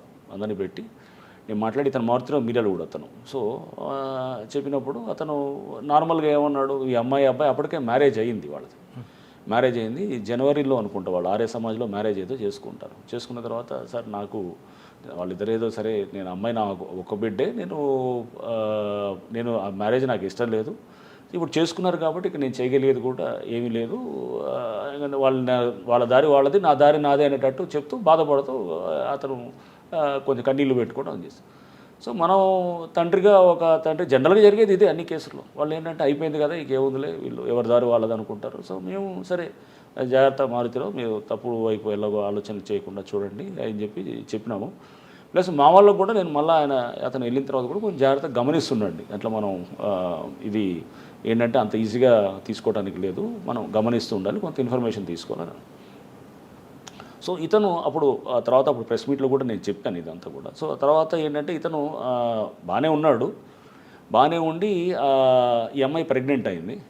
ప్రెగ్నెంట్ అయిన తర్వాత అమృత ప్రెగ్నెంట్ అయిన తర్వాత ఈ అమ్మాయిని అంటే వాళ్ళు ఏ విధంగా అయిందంటే ఇక ఇంట్లో ఈ తల్లి కూడా బిడ్డతోటి అంటే కాంటాక్ట్ రావటం, అంటే అప్పటిదాకా మాటలు లేనిటటువంటిది మెల్లిగా ఇదయ్యి ఒక రిసెప్షన్ కూడా ఆర్గనైజ్ చేశారు. ఆగస్టులో ఒక రిసెప్షన్ ఆర్గనైజ్ చేస్తారు. ఎవరు వీళ్ళు, ఈ ప్రణయ్ వాళ్ళ తల్లిదండ్రులు వాళ్ళు ఆర్గనైజ్ చేస్తారు మిర్యాలగూడలో. ఆ రిసెప్షన్ కూడా ఆర్గనైజ్ చేసి దాంట్లో వీళ్ళని అక్కడ ఊర్లో అందరిని పిలిచి అంత విందు అదంతా చేయడం జరుగుతుంది. వీళ్ళు రారు, తల్లిదండ్రులు రారు, ఇలా రారు. బట్ అంత తెలుస్తుంటుంది ఊర్లో ఇదంతా పెద్ద ఎత్తున చేస్తున్నాడు, చేసి ఇదంతా చేస్తున్నప్పుడు ఈ పక్కన ప్రణయ్ ఫ్రెండ్స్ ఉండేవాళ్ళు, వాళ్ళు కూడా ఏంటంటే కొంతమంది ఎక్కించేవాళ్ళు ఉంటారు, ఇట్లా ఉండి చూడు ఇట్లా అంటున్నాడు అట్లా అని తీసుకెళ్ళి ఏదో మాటలతోటి వాడు ఇట్లా తాగున్నప్పుడు ఏదో మాటలు అది ఉండేదాన్ని కూడా ఇతను ప్రణయ్ అని మాట్లాడుతుందని కూడా వాళ్ళు రికార్డ్ చేసి వినిపించటాలు మారుతిరావుకి, అతను ఇన్ఫార్మెంట్స్ లాగా కూడా ఉంటూ అతనికి షేర్ చేస్తుంటేవాళ్ళు అన్నమాట. సో ఒక రకంగా ఇదంతా మధ్యలో ఇదంతా కూడా ఉండటంతో మారుతిరావు బాగా పెట్టుకున్నాడు. యాక్చువల్గా ఫస్ట్ నుంచే ఇది ఉన్నది కొంత ఇది ఇంకా పెరుగుతూ వస్తుంది అనమాట. అంటే అతను ఆ పిల్లవాడి మీద కక్ష అనేది పెరుగుతూ వస్తూ నా బిడ్డని, నా కంట్రోల్ ఉన్న బిడ్డని, అతను అల్లారు ముద్దుగా పెంచుకున్న బిడ్డని అతను తీసుకొని వెళ్ళి, అతను యాక్చువల్గా డిగ్రీ అవ్వలేదు, బీటెక్ ఏదో జాయిన్ అయినట్టుంది. సో ఈ అమ్మాయి కూడా 10th ఇంటర్మీడియట్ అయిపోయినట్టుంది. అప్పుడు నాకు ఇంకా పూర్తిగా అన్ని డీటెయిల్స్ గుర్తులేదు, ఎందుకంటే చాలా టైం అవుతుంది, అప్పుడు 6 years అవుతుంది. బట్ వాట్ ఎవర్ అదైనా కానీ కూడా వీళ్ళిద్దరూ చిన్నప్పటి నుంచి స్కూల్లో వాళ్ళిద్దరి మధ్యలో ఫ్రెండ్షిప్ ఉండింది. తర్వాత అది మెల్లిగా వాళ్ళు ఇంటర్మీడియట్కి వచ్చేటప్పటికి ఇదైంది. తర్వాత ఈ అమ్మాయి ఇంటర్మీడియట్ అయ్యే స్టేజ్లో 18 ఏళ్ళ వయసు వచ్చేటప్పటికి వీళ్ళకి తర్వాత ఇంటి నుంచి వెళ్ళిపోయి పెళ్లి చేసుకోవటం, ఆర్య సమాజం అక్కడ చేసుకొని హైదరాబాద్లో మళ్ళీ సర్టిఫికేట్ తీసుకొని వచ్చి ఇంటికి మళ్ళీ వచ్చి అక్కడే ఉన్నారనమాట. ఇది హైదరాబాద్లో ఉన్నారు, అది మిర్యాలగూడలో ఉన్నారు. సో ఇది జరిగినప్పుడు ఇతను ఫస్ట్ నుంచి కూడా లోపల కొంత అది తీసుకోలేకపోతున్నాడు. ఎందుకంటే బిడ్డ ఒక్కతే బిడ్డ, లేక పుట్టిన బిడ్డ, డబ్బు బాగా ఉంది. అండ్ ఇతనికి ఫస్ట్ నుంచి కూడా కొంత ల్యాండ్ ఇష్యూస్లోకి వెళ్ళున్నాడు. సో అక్కడ అతను వీళ్ళు ఉండేవాడు బారీ అని అతను ఒక కేసులో ఇతనికి అక్కడ ల్యాండ్ ఇష్యూస్లో కూడా అక్కడ దాంట్లో తగిలాడు అనమాట. ఇప్పుడు 2012-13 ఆ టైంలో నుంచి అతను ఒక ముద్దాయిగా వస్తుండేవాడు. ఆ కాంటాక్ట్ తోటి కూడా అహ్మద్ బారీ అని చెప్పేసి ఆ కాంటాక్ట్ తోటి నెక్స్ట్ ఇతను వాళ్ళతోటి లైనప్ చేసుకొని నెక్స్ట్ అస్గర్ అలీ అని చెప్పేసి దాంట్లో A1 ఏది ఇప్పుడు ఈ కేసులో ఏది మన మారుతిరావు కేసులో A2 అంటే first A1 is మారుతిరావే, A2 is Asgar Ali అంతకుముందు హిరణ్ పాండ్యా అని ఒక మినిస్టర్ని చంపిన గుజరాత్లో అతను హోమ్ మినిస్టర్గా కూడా చేశారు. సో ఆయన చంపిన దాంట్లో కూడా అస్గర్ అలీ A1 బారీ మొహమ్మద్ బారీ అనుకోండి. మొహమ్మద్ బారీ వాజ్ A11 దాంట్లో. సో అంటే అక్యూజ్ 11 అనమాట. సో వీళ్ళు దాంట్లో కూడా ముద్దాయిలు అనమాట. సో చాలా నోటోరియస్ ఫెలోస్ వీళ్ళంతా. ఏంటంటే ISI ట్రైనింగ్ తీసుకొని ఇతను అస్గర్ అయితే చాలా ఇదిగా ఉండేవాడు. సో అప్పుడు తర్వాత దాంట్లో ఇది కూడా వచ్చింది, లైఫ్ ఇంప్రిజన్మెంట్ కూడా పడ్డది దాంట్లో. సో అస్గర్ని బారీ ద్వారా కాంటాక్ట్ చేశాడు ఎవరు ఇతను చేసి అక్కడ లోకల్గా అప్పుడు కాంగ్రెస్ లీడర్ ఒక అతను ఉండేవాడు, జావేద్ సంథింగ్ ఏదో ఉండేది. అతను ఒక లోకల్ కాంగ్రెస్ లీడర్ ఉండేవాడు ఆ టైంలో. అతను టౌన్ కాంగ్రెస్ అధ్యక్షుడు అక్కడ ఏది మన మిర్యాలగూడలో అక్కడ ఉండేది. అతని ద్వారా కూడా వీళ్ళు అంటే దానికి పార్టీలు ఏం లేదు దీంట్లో. అంతా ఏంటంటే అప్పుడు ఇది అతను అంటే మారుతిరావు క్లోజ్ ఫ్రెండ్ కూడా అతను. అట్లా అని పార్టీల పరంగా ఇదనేది. ఎందుకంటే వీళ్ళు MIM, మారుతిరావు ఏమో TRS పార్టీలో ఉండేవాడు అప్పుడు, ఇక్కడ ఇతనేమో కాంగ్రెస్లో ఉండేవాడు. ఇట్లా అంతా పార్టీలు కాదు, అంటే ఫ్రెండ్షిప్ అనమాట. సో ఇలా ఉండింది. వీళ్ళందరూ దాంట్లో ఇచ్చేస్తూ ఈ మారుతిరావుకి సరే మారుతిరావు లైనప్ చేసుకున్నాడు. అంటే ఇతన్ని ఎలిమినేట్ చేయాలనుకునేది క్లియర్గా లైనప్ చేసుకున్నాడు. September 14th అనుకుంటా అప్పుడు మర్డర్ చేయడం జరిగింది. చేసిన తర్వాత రోడ్డు మీద నరికి అతను వాడు బీహార్ నుంచి వచ్చిన వాడు ఎవడైతే ఉన్నాడో వాడు A2 వాడు, A3 is Asgar Ali. So అతను నరకటం జరిగింది అనమాట, నరికి చంపాడు. సో మన స్క్రీన్ మీద కనపడేటప్పుడు A2 ఇతను ఒక్కటే ఉంటాడనమాట, ఇంకెవడు ఉండడు మనకి. వీళ్ళు హాస్పిటల్కి వెళ్తారు. హాస్పిటల్కి వెళ్ళి ఈ అమ్మాయి ఎవరు అమృతాని ప్రెగ్నెంట్ ఉంది కాబట్టి తీసుకెళ్ళడానికి ఇతను ప్రణయ్ తీసుకెళ్తున్నప్పుడు ఆ సీసీ కెమెరాలో దూరం నుంచి ఇతను నరకటం ఒకటే మనకి అంతవరకే తెలుసు. ఇక ఫర్దర్గా మనకి ఇంకేమీ అక్కడ లీడ్స్ కూడా ఏం లేవు.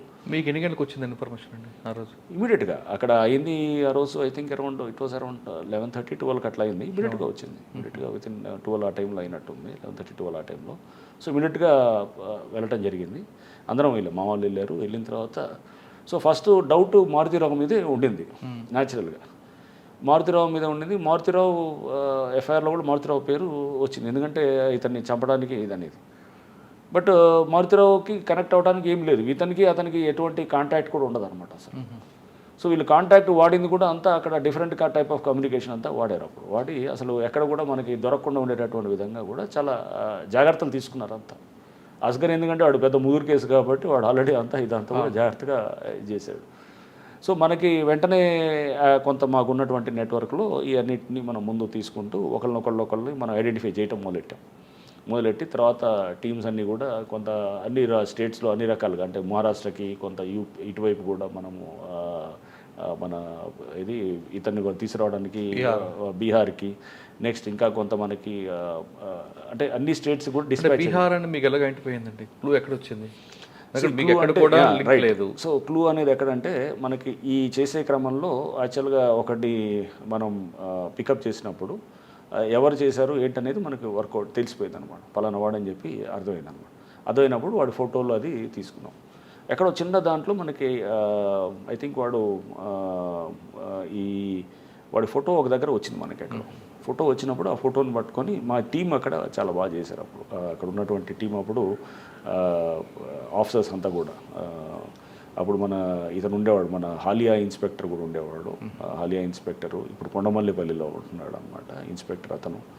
ఇంకా వాళ్ళ టీము డిఎస్పి అప్పుడు శ్రీనివాస్ ఉండేవాడు, అతను, ఇంకా అందరూ, అంటే ఒకళ్ళని కాదు అందరూ కూడా దాంట్లో యాక్టివ్గా చేశారు. ఐటీ టెక్నికల్ టీం కూడా బాగా చేశారు. సో అందరినీ రకరకాలుగా మనం పికప్ చేశాము.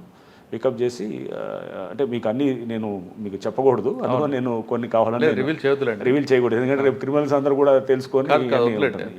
So but we had some అంటే వర్కబుల్ లీడ్స్ కోసం చూస్తాం ఎప్పుడైనా కానీ. అక్కడే కదా ఇప్పుడు అవతల వాడు ముదురైనప్పుడు పోలీసు కూడా అంతే లెవెల్లో యాక్ట్ చేసేటట్టు ఉండాలి. సో చేసేటప్పుడు ఆ లీడ్స్ని చాలా స్మార్ట్గా వర్కౌట్ చేసే టీము ఉండింది లక్కీగా నల్గొండలో అప్పుడు. So we could crack that case క్విక్గా 4 డేస్లో. మనం September 14th అయింది మర్డరు. వితిన్ 3-4 డేస్లో అందరూ కూడా మేము బై 18th కల్లా అందరిని అరెస్ట్ చేసాం అనమాట. 18th కల్లా చేసి ముందే మీకు ఇన్ఫర్మేషన్ ఉంది కదా ప్రణయ్కి ఏమాత్రం సెక్యూరిటీ ఇచ్చుంటే ప్రాబ్లం ఉండేది కాదనేది. అది కూడా జరిగింది. యాక్చువల్గా ఈ అమ్మాయిని అబ్బాయిని కూడా పిలిచి డిఎస్పీ మాట్లాడితే కూడా వాళ్ళు లేదు సార్ ఇప్పుడు మేము బాగున్నాము, మీరెందుకు అనవసరంగా మా అమ్మాయి మాతో మాట్లాడుతుంది, మీరు వచ్చి అనవసరంగా కాంప్లికేట్ చేస్తారన్న టైప్లో అమ్మాయి వాళ్ళు. అంటే వాళ్ళు ప్యాచప్ జనరల్గా ఇవన్నీ ఉంటాయి, డివైడ్ అవుతారు వాళ్ళు, మళ్ళీ కలిసిపోవటం ఇదంతా ఉంటుంది. సో వాళ్ళ నుంచే అవసరం లేదు, మీరు మాకేమి బాగుంది, మాకేమి కంఫర్ట్గా ఉంది, వాళ్ళ తల్లి కూడా మెల్లిగా మాటల్లో అది ఉన్నది కాబట్టి వీళ్ళు మాకేమి కంప్లైంట్ ఇప్పుడే ప్రాబ్లం లేదన్నట్టే చెప్పారు. అప్పటికే పెళ్ళి అయ్యి దాదాపు 7-8 నెలలు అయిపోయింది కదా. మెల్లిగా మనం కూడా ఏమనుకుంటాం అయిపోయింది. ఒక రకంగా మారుతిరావు ఏంటంటే నమ్మించాడు, వీళ్ళు బాగా నమ్మించాడు, వీళ్ళు కూడా నమ్మారు అనమాట. లోపల కోపాన్ని అతను ఎక్కడ ప్రదర్శించలేదు, అతను ఎక్కడ కూడా దాని మీద అతను దాన్ని ఎక్స్పోజ్ కాల కోపం. అందరం తీసుకొచ్చారు, ఒక కేసులో కన్విక్షన్ వచ్చిందంటారా?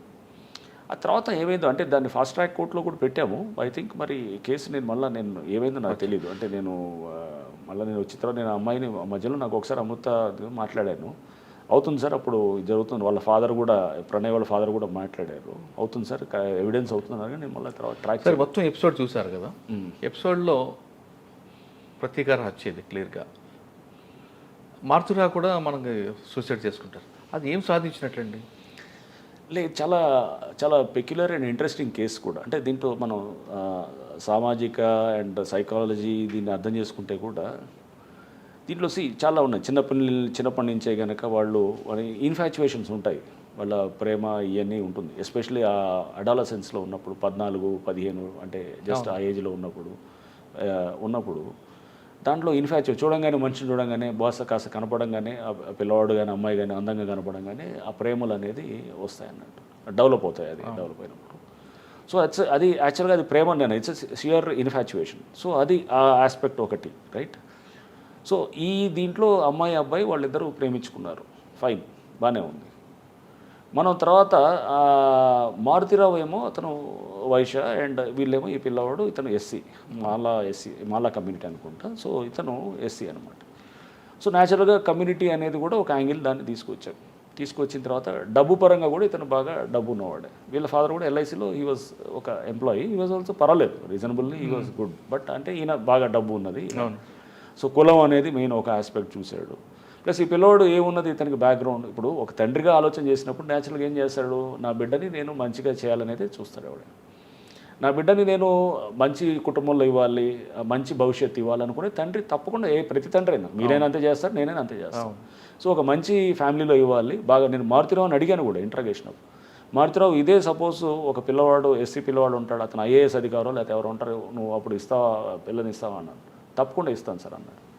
అదే సపోజ్ మీ కులవత్తనే ఉంటాడు ఎవడో మామూలు ఇది రిక్షా లాగేవాడు ఉంటాడు, లేకపోతే ఇతను ఎందుకంటే ఇతను ముందు కిరసనాయిలు అమ్ముతూ అట్లా రోడ్డుకి ఇస్తాను, నేను ఇవ్వను సార్ అన్నాడు. అంటే కులం అనేది ఒక ఆస్పెక్ట్ అయితే క్లాస్ అనేది కూడా ఇంకొక ఆస్పెక్ట్ కూడా వస్తుంది, పరువు అనేది, డబ్బు పరువు ఇదన్నీ అన్నీ కలిపి సమగ్రంగా వస్తుందన్నమాట. సో దీంట్లో మారుతిరావు ఒక తండ్రిగా అతను ఆలోచన చేశాడు. వీళ్ళు ఆ టీనేజ్లో వీళ్ళు ఉన్న దీంతో వీళ్ళు ఇది ఇన్ఫాచ్యుయేషన్ తోటి వాళ్ళు క్యారీ అవుట్ అయ్యారు.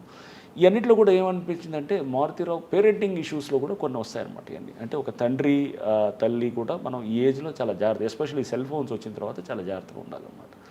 ఆ వయసులో తొందరపడి మనం వాళ్ళు ఆ వయసులో ఏదైనా చెప్పినా కానీ కూడా మనం ఏముంటుంది ప్రేమించుకున్నట్టు తొందరపడి మనం ఏమన్నా చెప్పామనుకోండి వాళ్ళకి చెప్తే కనుక వెంటనే వాళ్ళకి ఒక ఇన్సెక్యూర్ ఫీలింగ్ వస్తుంది, మా తల్లిదండ్రులు మమ్మల్ని విడగొట్టాలని చూస్తున్నారని చెప్పి వీళ్ళు వెంటనే బయటికి వెళ్ళి పెళ్లి చేసుకోవడం. ఇదే మారుతిరావు కొత్త బంగారు లోకం సినిమా చూసి ఉంటారు కనుక, అది దిల్ రాజు గారిది సినిమా ఉంటుంది. అతను ఏం చేస్తారు, వెయిట్ చేసి వాళ్ళంతా కూడా బాగా మళ్ళీ వచ్చిన తర్వాత చదువుకొని వచ్చిన తర్వాత సో దాన్నే ఇంకొంచెం ఎక్స్టెండ్ చేస్తే కనుక సో దీంట్లో అంటే పిల్లల్ని మీరు ముందు చదువుకోండి, ముందు మీరు స్థిరపడిన తర్వాత మెచ్యూరిటీ రానివ్వండి. మెచ్యూరిటీ వచ్చిన తర్వాత ఇప్పుడు అసలు పిల్లలు కూడా ఎట్లా ఉన్నారు, ఈ ఎన్నో పెళ్ళిళ్ళు చూస్తున్నాం, 50% to 60% పెళ్ళిళ్ళు చాలా వరకు మ్యాట్రిమోనియల్ అలయన్సెస్ కొలాప్స్ అయిపోతున్నాయి. ఎందుకంటే ఇదే అండర్స్టాండింగ్ లేదు, సరైన ఇది ఉండదన్నమాట, ఒక అవగాహన మెచ్యూరిటీ తోటి ఒక రిలేషన్షిప్ని జాగ్రత్తగా తీసుకోవాలనేది లేదు. సో దీంట్లో కూడా వాళ్ళు బహుశా 4 రోజులు వాళ్ళని అట్లా వదిలేసి చదువుకోమనంటే కనుక వాళ్ళు వేరుగా ఉండేవాళ్ళేమో, వేరుగా వాళ్ళు అసలు కొట్లాడుకునేవాళ్ళు, లేకపోతే కలిసి వాళ్ళు ఇంకా బాగా వచ్చేసి మంచిగా వచ్చేవాళ్ళు, లేకపోతే ఆ పిల్లవాడు ఇంకా బాగా వచ్చేవాడు, ఎవరికి తెలిసేది ఇవన్నీ ఫ్యూచర్ ఎలా ఉండేది అనేది. సో అంటే కొంత టైం అనేది చాలా హీలర్ అనమాట, టైం ఈజ్ అ హీలర్, టైమే చాలా వాటికి పరిష్కారం వస్తుంది. ఆ టైంని తీసుకోవాలి ఎప్పుడు కూడా. అక్కడ ఆ టైం ఇవ్వలేదు, టైం లేదు, అతను తొందరగా యాక్ట్ చేస్తున్నాడు అనమాట. యాక్ట్ చేసి ఏం చేశాడు, అమ్మాయిని హడావుడు పెట్టి లేదు ఇట్లా అమ్మాయిని ఇంట్లో పెట్టేసి బయటకు వెళ్ళనిచ్చాడు కూడా, అమ్మాయి ఇంట్లో నుంచి పారిపోయి పెళ్లి చేసుకోవడానికి వెళ్ళిపోయింది. సో కొంచెం ఇదే కాకుండా వీళ్ళిద్దరు కలిపి ఒక వీడియో చేశారండి బిఫోర్ మ్యారేజ్, ఆ వీడియో కూడా వీళ్ళు ప్రొవోకేషన్, అదే ఇవన్నీ ప్రొవోకేషన్ తోటి ఏమయ్యాడు, ప్రొవోకాడు పిల్లలకి. మనం వాళ్ళు తెలిసి తెలియకుండా చేసినప్పుడు వాళ్ళు మనల్ని ప్రొవోక్ చేస్తే మనం రియాక్ట్ కావాల్సిన అవసరం లేదు కదా, అక్కడే కదా మెచ్యూరిటీ ఒక తండ్రిగా వచ్చేది. సో మీరు వాళ్ళకి మనం చెప్పి నచ్చజెప్పి వాళ్ళకి ఆ ఎమోషన్స్ని వాళ్ళని కొంచెం మనం వాళ్ళకి జాగ్రత్త అర్థమయ్యేటట్టు చెప్పి ముందు పేషెంట్గా ముందు మన క్లారిటీ ఉండాలి. ఒక తండ్రిగా మనకి చాలామందికి తెలియదు ఎలా హ్యాండిల్ చేయాలి రిలేషన్షిప్స్ అని, ఎందుకంటే ఇవన్నీ మనం కింద మీద పడి నేర్చుకునేది ఉంటున్నాను. సో దీనికి అసలు హ్యూమన్ రిలేషన్షిప్స్ ఎలా హ్యాండిల్ చేయాలి, పిల్లలతో ఎలా హ్యాండిల్ చేయాలి, పిల్లలతో టీనేజ్లో ఉన్నప్పుడు ఎలా హ్యాండిల్ చేయాలనేది ప్రతివాడికి అర్థం కాని ప్రశ్న అనమాట. ప్రతివాడు we undergo through the same process అన్నమాట. అందరికీ తెలుసని నేను అన్ను, చాలామందికి తెలియదు. ఇంకా మనకి ఇప్పుడు మన పిల్లలతో ఎలా హ్యాండిల్ చేయాలనేది ఇది అనేది అర్థం కాని ప్రశ్నగా ఉంటుంది చాలా సందర్భాలు. ఇంట్లో చుట్టుపక్కల బంధువులతోటో లేకపోతే బంధువులతోటో అనేది ఎప్పటికీ అది అర్థం కాని ఇష్యూగా ఉంటుంది. నిరంతరం నేర్చుకుంటూ ఉండాలి. దీంట్లో కూడా మారుతిరావుతో అంటే హత్య జరిగిన తర్వాత ఫస్ట్ వాళ్ళు తీసుకొచ్చారు, వాళ్ళ కన్ఫెక్షన్లో మారుతిరావు పేరు వచ్చి ఉంటుంది. మారుతిరావు తీసుకురాగానే మీరు మాట్లాడినప్పుడు మారుతిరావు చెప్పేవి ఏంటండి? మారుతిరావు ఏమాత్రం ఒక బాధ అని వచ్చిందంటే లేదు, మారుతిరావు ఫస్ట్ చాలా క్యాజువల్గా ఉన్నాడు. ఎందుకంటే అతను అప్పుడు టీఆర్ఎస్ లీడర్, అక్కడ టీఆర్ఎస్ లీడరు బాగా డబ్బున్నాడు. అక్కడ ఈ వాజ్ లైక్ అతను హిందూ వాహిని దాంట్లో కూడా అక్కడ ఏదో లోకల్గా ఇతను ఉండేవాడు. డబ్బు ఉన్నది, కొంత పరపతి ఉంటుంది. న్యాచురల్గా ఏం చేస్తాడు అతను, అనుకుంటాడు ఏముంటుందో ఇదంతా పోలీసు మామూలు కదా మేనేజ్ చేసుకోవచ్చు అని. నేను ఫస్ట్ ఇంట్రాగేషన్ కూడా ఎప్పుడు నైట్ నా ఆఫీస్లోనే క్యాంప్ ఆఫీస్ తీసుకొచ్చారు. రాత్రి అరౌండ్ 3 అయింది. రాత్రి 3కి కూర్చొని మంచిగా అతన్ని ఎదురుగా కూర్చోబెట్టి, ఇప్పుడు మీరు నేను ఎలా ఉన్నాం అట్లనే కూర్చొని టీ కూడా తీపిచ్చి కూర్చోబెట్టి మంచిగా మాట్లాడుతున్నాం. ఇంట్రాగేషన్ అంటే తీసుకొచ్చి కొట్టేది కాదు. అతను ఒక తండ్రిగా అతను ఇది ఉన్నప్పుడు నేను అర్థం చేసుకోవాలి అతని పెయిన్ని కూడా. But murder is murder. తప్పకుండా నువ్వు ఒక వ్యక్తిని చంపడం అనేది చిన్న విషయం కాదు కదా. నువ్వు ఎలా చంపుతావు అంటే నీకు నచ్చకపోతే కానీ నీ పేరెంటింగ్ తప్పు వల్ల నువ్వు సరిగ్గా అండర్స్టాండ్ చేసుకోకపోవడం వల్ల రిలేషన్షిప్ నువ్వు దాన్ని ఆ పిల్లవాడిని చంపే హక్కు నీకు ఎట్లా వస్తుంది? తప్పు కదా అది. సో అది ముందు మాట్లాడుతున్నప్పుడు ఇతను చాలా కేర్లెస్గా క్యాజువల్గా మాట్లాడుతున్నాడు. తర్వాత కొంచెం అంటే అతనికి ఏదో అది ఇది మేనేజ్ చేసుకోవచ్చు అనే టైప్లో ఉంటే కొంచెం కఠినంగా మాట్లాడటం మొదలెట్టాం. అంటే కొట్టం ఏం చేయలేదు, అట్లా లేదు కానీ బట్ అతన్ని న్యాచురల్గా కొంత అతనికి ఇచ్చే గౌరవాన్ని తగ్గించి మాట్లాడటం అది చెప్పినప్పుడు దెన్ ఈ started coming to this thing. ఒక అరగంట దీని తర్వాత దెన్ ఏడవటం మొదలెట్టి దెన్ కొంత అతనిలో వచ్చింది. వన్స్ ఆ బ్రేక్ డౌన్ వచ్చినప్పుడు మనం emotional breakdown we think that అతనిలో హీల్ కమ్ అవుట్ అనమాట, న్యాచురల్ బయటకు వస్తాం. ఈ స్టార్టెడ్ ఒక కాన్వర్జేషన్ పెట్టి డీప్గా మాట్లాడుతున్నప్పుడు మొత్తం అంతా బయటికి కొన్ని విషయాలు చెప్పడం మొదలెట్టాడు. చెప్తూ అతనితో మనం we had a total long conversation అనమాట. చేసినప్పుడు నేను ఆ ఇంట్రాగేషన్ టీం అంతా కూడా కూర్చొని ఇట్ వాజ్ బ్యూటిఫుల్. మాకు కూడా ఒక లెర్నింగ్ ఎక్స్పీరియన్స్. ఒక కేసు వచ్చినప్పుడు దాంట్లో కూడా మేము కూడా చాలా నేర్చుకుంటాం. సో పరివర్తన వచ్చిందంటారు?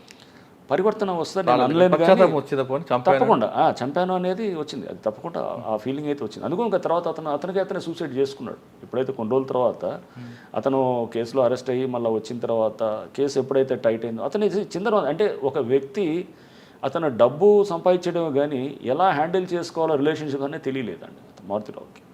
సో అతను అది ఒక మళ్ళీ సెపరేట్ ఇది. మనం డబ్బు సంపాదనే తెలివి అనుకుంటే చాలా పొరపాటు. సో తెలివి అనేది రకరకాలుగా ఉంటుంది. తెలివి డబ్బు సమానం అనేది మనం అదే ఒక దాన్ని ఒక మనం బెంచ్ మార్క్గా పెట్టుకొని ఇదే తెలివి అనుకుంటే అంతకన్నా ఇక తెలివి తక్కువ పని ఇంకోటి ఉండదు.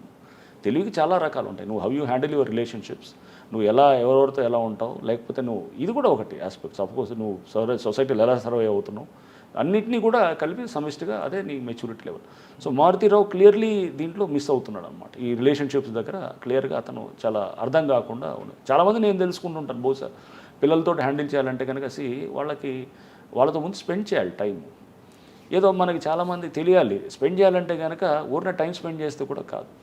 టైం స్పెండ్ చేసి ఏదో మాట్లాడతాం కాదు, మనం కూడా వాళ్ళ మైండ్ని అర్థం చేసుకోవాలి. చైల్డ్ సైకాలజీని లేకపోతే ఒక అడాలసెంట్ సైకాలజీని అర్థం చేసుకోవడానికి మనం కూడా 10 మంది తల్లిదండ్రులతో మాట్లాడుతుండాలి. బుక్స్ ఏమైనా ఉంటే కనుక బుక్స్ ద్వారా తెలుస్తుండాలి. ఇప్పుడు మంచి ఛానల్స్ వచ్చాయి, దాంట్లో కూడా చూస్తుంటే కనుక ఇది ప్రతిదీ ఒక పాఠమే, నేర్చుకునేది అనమాట. సో నెక్స్ట్ నువ్వు తెలియని దాన్ని స్టేట్కి వెళ్తున్నప్పుడు కానీ తెలుసుకోవాలి. సో మారుతీరావు క్లియర్గా అయితే మటుకు అతని తప్పకుండా పశ్చాత్తాపం అయితే అతనిలో ఉండింది. బట్ అది అంటే ఒక బాధ అనేది కనబడ్డది అనమాట. నా బిడ్డని తీసుకెళ్ళినవాడు చంపిన దానికి ఫస్ట్లో అయితే నేను చేసింది రైట్ అనే స్టేజ్లో మాట్లాడాను అనమాట. ఆ పశ్చాత్తాపం అనేది మా దగ్గర ఫీల్ అవ్వలేదు కానీ బట్ తర్వాత గ్యాచురల్గా అతను సూసైడ్ చేసుకోవటం ఇదంతా అనేది చేసినప్పుడు నాకు కూడా బాధ అనిపించింది. నేను ఎంత పోలీస్ అధికారి అయినా కానీ ఒక తండ్రిగానే ఉంటాం కాబట్టి సో మేము కూడా ఐ ఫెల్ట్ బ్యాడ్, అరే అనవసరంగా అతను సూసైడ్ చేసుకున్నాడే అనేటటువంటి. అంటే బిడ్డ మీద అమితమైన ప్రేమ, బిడ్డకు కూడా అమితమైన ప్రేమే తండ్రి అంటే. బట్ ఏంటంటే అక్కడ వయసు ఈజ్ ద ప్రాబ్లం. సో అది ఏజ్ ఈజ్ ఎ ప్రాబ్లం. ఇతనికి తెలియకపోవటం, మెచ్యూరిటీ లెవెల్స్ లేకపోవటం ఒక ప్రాబ్లం. ఆ సిచ్యువేషన్ ఎలా అర్థం చేసుకోవాలో తెలియకపోవటం అనేది అదొక సమస్య. ఒక సిచ్యువేషన్ ప్రాబ్లం వచ్చిన తర్వాత దాని నుంచి ఎలా బయటపడాలో తెలియకపోవటం అనేది ఒక సమస్య. ఇవన్నీ కూడా అనమాట. సో ఇవన్నీ కూడా నేను దీంట్లో అర్థం చేసుకున్న కేసు అనమాట ఇది. సో మనల్ని ఇంకా ఇండివిజువల్గా ఒక మంచి ఒక మనిషిగా మనల్ని ఆవిష్కరించుకోవడానికి, ఇంకా బెటర్గా తెలుసుకోవడానికి సమాజాన్ని, వ్యక్తిత్వాన్ని ఈ కేసు చాలా ఉపయోగపడ్డది. మీ సర్వీస్లో అయోష మీరా కేసు ఒకటి, మన ప్రణయ్ కేసు ఒకటి మీకు. ప్రణయ్ కేసు తర్వాత వాషింగ్టన్ పోస్ట్లో కూడా ఇది పబ్లిష్ అయింది. వాషింగ్టన్ పోస్ట్ నుంచి కూడా నాకు అక్కడి నుంచి ఒక విలేకరి అమెరికా నుంచి నాకు నా ఇంటర్వ్యూ తీసుకున్నారు. So it was published in Washington post ఈ కేసు గురించి కూడా. అంటే మీ సర్వీస్లో 2 కేసులు మీకు కేస్ స్టడీస్ అయితే? అంటే చాలా కేసెస్ ఉంటాయి మురళి, అలానే లేదు. Ayesha case was one such case. It's a good case, అది కూడా డెఫినెట్. అదొకటి బట్ అది తర్వాత అది అనవసరంగా అది కాంట్రవర్సీ అయ్యి అదంతా ఉంది. ఇది దీంట్లో ఇదొక యాంగిల్లో ఉంటుంది. సో ప్రతి కేసులో మనం వీ లెర్న్ సంథింగ్ అనమాట. లైక్ ఫర్ ఇన్స్టెన్స్ అంటే తర్వాత చెప్తాను, వరంగల్లో కూడా ఇట్లాంటి కేసు ఒకటి. నల్గొండలోకి బాగా గుర్తుండిపోయిన కేసు అంటే నల్గొండలో ఈ కేసుతో పాటు గాంజాయి దాని మీద కూడా మేము బాగా టైట్ చేయడం జరిగిందనమాట. గాంజాయి దాంట్లో కూడా అప్పుడు ముఖ్యమంత్రి గారు కేసీఆర్ గారు ఉండేవారు, చాలా మీటింగ్స్ పెట్టారు.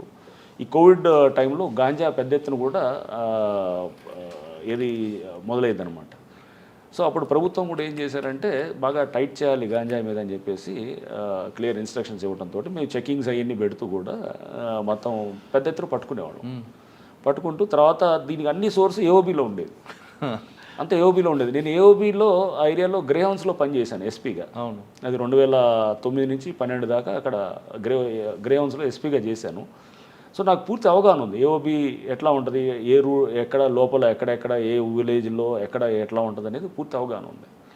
సో అందుకోసం దీంతో మా టీమ్స్ ఉన్నారు అంతా ఇక్కడ. యాక్చువల్గా నల్గొండలో టీమ్స్ని అన్నింటిని ఒక 15 టీమ్స్ని తయారు చేసి విజయదశమి రోజు వీళ్ళందరినీ కూడా ఈ గంజాయి దీని మీద ఏఓబీలో లిస్ట్ అవుట్ చేసాం. అంటే కాల్ డేటాతోటి ఇక్కడ పట్టుకోగానే ఎక్కడో నల్గొండలో ఎక్కడో రోడ్డు మీద మెయిన్ ఎక్కడ ఏదో చిట్యాల దగ్గర లేకపోతే ఎక్కడో చెకింగ్లో అక్కడ దొరుకుతాడు అనుకుందాం, నకరికల్ దగ్గర ఎక్కడ దొరికితే అవన్నీ మనం డీటెయిల్స్ అన్ని తీసుకొని వాడి కనెక్షన్స్ తీసుకొని ఎవడు మెయిన్ ఫెలో అక్కడ ఎవరు, వీళ్ళకి ఏఓబీలో వీళ్ళు ఎవరు, అక్కడ పండించే వాళ్ళు ఎవరు, మధ్యలో డీలర్ ఎవరు, ఇవన్నీ అనేది తీసుకొని ఆ లిస్టు బట్టి వాళ్ళని పట్టుకురావడానికి టీమ్స్ పంపించినప్పుడు అక్కడ లోకల్ పోలీస్ సపోర్ట్ కూడా తీసుకున్నాం అనమాట.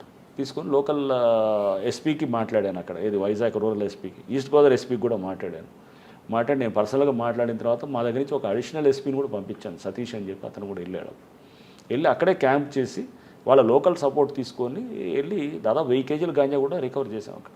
కానీ ఆ ప్రాసెస్లో ఫైరింగ్ కూడా చేశారు. ఫైరింగ్ కూడా అయింది. ఏది ఇక్కడే మన ఏజెన్సీ ఏరియాలో లంబసింగి దగ్గర అక్కడ కూడా ఫైరింగ్ అయింది. ఫైరింగ్ అయితే వాళ్ళు అంతా చెల్లాచెదరై తర్వాత మా పోలీస్ వెహికల్ని కూడా దాడి చేశారు. ట్రైబల్స్ అంతా గొడవ చేశారు అక్కడ. చేసి ట్రైబల్స్లో అంటే వీళ్ళు ఎవరు మెయిన్గా ఈ గాంజాయి తింటూ ఉండే. చేసిన వాళ్ళు చేసి పోలీసు మీద లోకల్ పోలీసు చెప్పకుండా వచ్చారనేది లోకల్ పోలీసు ఉన్నారు మాతో అక్కడ. యాక్చువల్గా ఆ రోజు వాళ్ళు కూడా సపోర్ట్ లేకుండా వచ్చారు. వచ్చిన తర్వాత మాకు చెప్పడం బట్టి ఈ రప్చర్ ముందు అంతా ఉన్నారు, వాళ్ళు కూడా మాతోటి వాళ్ళకి వెళ్తున్నారనేది అక్కడ సిఐకి తెలుసు, వాళ్ళు లోపలికి వెళ్తున్నారనేది తెలుసు. అక్కడ జనరల్గా ఏమైందంటే ఒక ఇష్యూ ఇవ్వగానే మనకి ఎందుకు లేదు పక్కకు అయిపోవాలనే ఆలోచన అక్కడ కనపడదు అనమాట. ఎందుకులే అక్కడ మళ్ళీ లేనిపోయి ఫైరింగ్ అయింది, ఒక ట్రైబల్స్ ఒకళ్ళిద్దరికి ఇంజూర్ అయింది, వాళ్ళు ఇది అవ్వగానే జనరల్గా ఏం చేస్తారు అక్కడ అప్పుడు ఆ టైంలో మనకి ఎందుకులే ఇది వీళ్ళ మీద దోసేస్తే అయిపోయింది అని చెప్పి అనుకున్నారు. మేము అక్కడ లోకల్గా ఇదంతా తీసుకొని చేసాం కదా, ఆల్రెడీ మాట్లాడాం, సపోర్ట్ కావాలన్నాం, ఆ డేటా అంతా కూడా ఇచ్చారు మాకు, మా దగ్గర ఉన్న డేటాను కూడా వాళ్ళకి షేర్ చేసాం. వాళ్ళ గెస్ట్ హౌస్లోనే దిగారు. వాళ్ళ ప్రాంతంలోకి వెళ్ళి ఫైరింగ్ చేస్తే వాళ్ళకి అవమానంగా ఉంటుంది కదా. దీంట్లో అవమానం అనేదాన్ని ఎలా అనుకుంటే ఇప్పుడు మేము కాల్పులు చేయాల్సి వచ్చింది, ఎందుకు వచ్చింది, వాళ్ళు మా మీద దాడి చేసినప్పుడు చేశారు. అక్కడ ఉన్న అసలు మీరు వెళ్ళకుండా మీరు సపోర్ట్ చేస్తున్న వాళ్ళే పట్టుకునేవారు కదా. అలా అవ్వట్లేదనే కదా అక్కడ. అప్పుడు ఆ టైంలో ఏం జరిగింది, వాళ్ళు కూడా జాయింట్గా వెళ్ళి తీసుకొని మేము వెళ్ళి లోపల లోకల్గా మొత్తం లీక్ అయిపోతుంది. అవును. సో లోకల్గా లీక్ అయింది అనుకోండి, నీకు వెళ్ళిన పని ఇప్పుడు సపోజ్ ఎవరైనా సిబిఐ టీం ఎవరైనా వచ్చారనుకోండి, మనకు సపోజ్ నేను నల్గొండ ఎస్పీకి ఉన్నాను అనుకోండి, వాళ్ళు ఏం చెప్పరు పలానా పికప్ చేస్తున్నారు. సిబిఐ టీం కానీ లేకపోతే ఎవరైనా ఎన్ఐఏ టీం వచ్చినా కానీ చెప్పరు మీ పలానా వాడి కోసం. ముందు మీ దగ్గర వస్తున్నాం, మీ ఏరియాలో కొన్ని మాకు ఆపరేషన్స్ ఉన్నాయి, మీకు కొంత సపోర్ట్ ఇవ్వాలంట, ఇస్తామనంట. వాళ్ళు ఎవరిని చేయాలి, ఎందుకంటే వాళ్ళే ఎందుకు డిస్క్లోజ్ చేస్తారు, నువ్వు పలానా ముందే అంటే మేము చెప్తే కనుక ఎక్కడ లోకల్గా ఎవడో లీక్ అవుతుంది. సో ఎవరు చెప్పరు, ఏ టీం కూడా చేసేవాళ్ళు అట్లా చెప్పరు. మేము కూడా అలా చెప్పలేదు అంతే. వాళ్ళకి వెళ్ళి అక్కడ మీకు చెప్పాలి వాళ్ళకి చేయాలనేది అట్లా లేదు. సో ఈ టీమ్స్ అంతా వెళ్ళి పట్టుకొచ్చి అడవుల్లో లోపలికి వెళ్ళారు, అక్కడ తీసుకొచ్చి అందరినీ మనం అరెస్ట్ చేయడం కూడా జరిగింది. కానీ అక్కడ మీరు చేసిన వల్ల వాళ్ళకు ఒక ఇబ్బంది వచ్చింది. లోపల జరుగుతున్న ఇన్ఫర్మేషన్ రావాలంటే మేము ఈ గంజాయి సప్లర్స్ కొంతమంది సపోర్ట్ చేయాల్సి వచ్చేది అన్నది వాళ్ళ ఎలిగేషన్, వాళ్ళ చెప్పే వెర్షన్. నేను యాంటీ ఎక్స్ట్రీమిస్ట్ వర్క్లో చేశానండి. ఎప్పుడు మనము ఒక చెడుని కౌంటర్ చేయాలంటే కనుక ఇంకొక చెడు మనం ప్రేరేపించాల్సిన అవసరం లేదు. అందులో ఎస్పెషల్లీ గాంజాయి లాంటిది. ఇంకా నేను గాంజాయి నక్సలిజంలో ఏది ఇంపార్టెంట్ అనుకుంటే కనుక గాంజాయి చాలా ముందు డేంజరస్ అంట నక్సలిజం కన్నా. నక్సలిజం డెఫినెట్గా చెక్ చేయడానికి ఉండొచ్చేమో కానీ, బట్ అలానే గాంజాయిని ప్రోత్సహించడం అనేది దేశవ్యాప్తంగా మొత్తం చేసి అది ఏంటి అక్కడ ఉన్న లోకల్ నెక్సెస్ని కవర్ చేసుకోవడానికి ఈ మాటలు చెప్తుండొచ్చు. దాంట్లో ఎంతో కమర్షియల్ ఉంటుంది, డబ్బులు సంపాదించే వాళ్ళు చాలామంది ఉన్నారు. మాకు ఆ డేటా అంతా వచ్చింది, తర్వాత అదంతా కూడా మేము వాళ్ళకి షేర్ చేసాం. సో ఎవరెవరు దీంట్లో ఎంత ఇదనేది మొత్తము వాళ్ళకి ఎవరెవరికి ఎంత దీంట్లో లాభాలు. పోలీసులు ప్రెస్ కూడా ఉన్నారట కదా. ప్రెస్ ఉంటారు, పోలీసులు ఉన్నారు, సీనియర్ అధికారులు ఉన్నారు, రకరకాలు ఉన్నారు అందరూ కూడా. సో వీళ్ళందరూ కూడా దాంట్లో ఏది లాభం పొందే వాళ్ళు ఉన్నారు. ఆ డీటెయిల్స్ అన్ని చెక్ పోస్టులు ఎక్కడ పాస్ అయితే కనుక ఎవడు ఎంత కలెక్ట్ చేస్తున్నాడు అన్ని డీటెయిల్స్ కూడా ఇచ్చాము. తర్వాత చర్యలు తీసుకున్నారేమో నాకు తెలియదు. అయితే మేము వాళ్ళ ఏపీకి హ్యాండ్ అవుట్ చేసాం. నల్గొండలో గంజాయి ఒకటి. నెక్స్ట్ అండి గంజాయి ప్రణయ్ కేసు ఉండింది. డెఫినెట్గా రౌడిజంని బాగా చెక్ చేసాము. ఫెయిర్ పోలీసింగ్ చేయడానికి ట్రై చేస్తాం. ఎక్కడైనా కానీ పబ్లిక్కి ముందు రెస్పాండ్ అవ్వాలనేటట్టు ట్రై చేస్తాం అనమాట. సో అట్లా అది అంటే సామాన్యుడు అనేవాడికి మనము రెస్పాండ్ అవ్వాలి అనేది అది ట్రై చేస్తుండేది. సార్ నల్గొండ తర్వాత వరంగల్ కదా డైరెక్ట్. నల్గొండ తర్వాత ట్రాఫిక్ వచ్చాను. ట్రాఫిక్ కొంతకాలం, ట్రాఫిక్ తర్వాత వరంగల్. వరంగల్ వెళ్ళగానే మీకు మెయిన్ ఛాలెంజ్ వచ్చింది. అక్కడ అధికార పార్టీ ఎమ్మెల్యే కార్పొరేటర్లని అరెస్ట్ చేశారు, మీ సిబ్బందిని కూడా సస్పెండ్ చేశారు. అటు ప్రెస్ పోలీస్ అని తేడా లేకుండా అందరిని లోపడేశారు ల్యాండ్ గ్రాపింగ్ కేసులో. అవును. సో నల్గొండ ఒక టైపు, వరంగల్ ఏమో ఇంకా అదేంటే హైదరాబాద్ తర్వాత తెలంగాణలో Warangal is big city. So అక్కడ ఏమవుతుందంటే వెళ్ళినప్పుడు ల్యాండ్ గ్రాబింగ్ అనేది అక్కడ పెద్ద అక్కడ చాలా సీరియస్ అంశంగా అక్కడ ఉండింది. ఎందుకంటే దాంట్లో మెయిన్గా రూలింగ్ పార్టీలో ఉన్న వాళ్ళు, పవర్ఫుల్ వాళ్ళు, వీళ్ళందరూ కూడా దీంట్లో ఇన్వాల్వ్ అవుతారు. ఎవరైనా కానీ ఎక్కడైనా కానీ ఒక తప్పు చేయాలంటే కనుక అపోజిషన్ అయితే కనుక అతన్ని పోలీసు ఈజీగా కౌంటర్ చేస్తాం. వాడు ఏం చేస్తాడు, పార్టీ మార్చేసి మళ్ళీ యాక్టివిటీస్, ఒక రౌడీ షీటర్ ఉన్నాడు అనుకోండి, అది మొన్నటిదాకా అపోజిషన్లో ఉన్నవాడు రూలింగ్ పార్టీకి మారి సేఫ్ అవుదామని చూస్తాడు. పొలిటీషియన్ కూడా రూలింగ్ పార్టీని అపోజిషన్ నుంచి దూరి దీంట్లో రూలింగ్ పార్టీలో పోయి సేఫ్ అవ్వాలని చూస్తాడు. ఎప్పుడైనా కానీ జరిగేది. సో ఫస్ట్ చెక్ చేయాలనుకుంటే కనుక ఫస్ట్ రూలింగ్ పార్టీ అక్కడ వాళ్ళే ఇంపార్టెంట్ అవుతారు అన్నమాట. సో అక్కడికి వెళ్ళాను, వరంగల్కి వెళ్ళినప్పుడు ఫస్ట్ చూస్తే కనుక మెయిన్గా అక్కడ రూలింగ్ పార్టీ కొంతమంది కార్పొరేటర్స్ వాళ్ళే వాళ్ళు కొంత ఎమ్మెల్యేస్కి దగ్గరగా ఉండేవాళ్ళు వాళ్ళందరూ కూడా. సో వీళ్ళు జరుగుతుండేది అనమాట. అంతా జరుగుతున్నప్పుడు కార్పొరేటర్స్ని అరెస్ట్ చేసి వాళ్ళని జైల్లో పంపించడం జరిగింది. చేసినప్పుడు ఒక 4-5 కార్పొరేటర్స్ ఉన్నప్పుడు ఇమీడియట్గా అరెస్ట్ చేసాము. అరెస్ట్ చేసిన తర్వాత జెడ్పీ చైర్మన్ కూడా అక్కడ అరెస్ట్ చేసాము ఒక మర్డర్ కేసులో చేసి. జెడ్పీ వైస్ చైర్మన్ అతను వాళ్ళ భర్త జనగాం జెడ్పీ వైస్ చైర్మన్ ఉన్నాను. అతన్ని మనం మర్డర్ కేసులో కూడా తీసుకొచ్చి అంటే మిస్సింగ్ కేసులో మా ఇంట్రాగేషన్ చేస్తున్నప్పుడు అతను 3 మర్డర్లు చెప్పాడు అనమాట. చెప్పి మొత్తం తీసుకొచ్చి సో అతను అంటే అంతకుముందు సంవత్సరాల క్రితం జరిగిన మర్డర్లు కూడా బయటకు వచ్చాయి అనమాట. బయటకు వచ్చి సో అరెస్ట్ చేసాం. సో న్యాచురల్గా ఏంటంటే మనం ముందు అది లేకపోతే అంటే నువ్వు రూలింగ్గా అపోజిషనే కాదనమాట అక్కడ. సార్ వాళ్ళు అరెస్ట్ చేస్తున్నప్పుడు మీరు ఇక్కడ అధికార పార్టీ నుంచి ప్రజలు రాలేదా మీకు? ఫస్ట్లో అక్కడ వెళ్ళడానికి కూడా అక్కడ కారణం అప్పుడు ఆ టైంలో ఒక ఏమైందంటే ఈమె షర్మిల గారు వచ్చారు. వచ్చినప్పుడు నర్సంపేటలో కొంత డిస్టర్బెన్స్ అయ్యి అక్కడ తగలబెట్టడం, బస్సు తగలబెట్టడం డిస్టర్బెన్స్ అయ్యింది.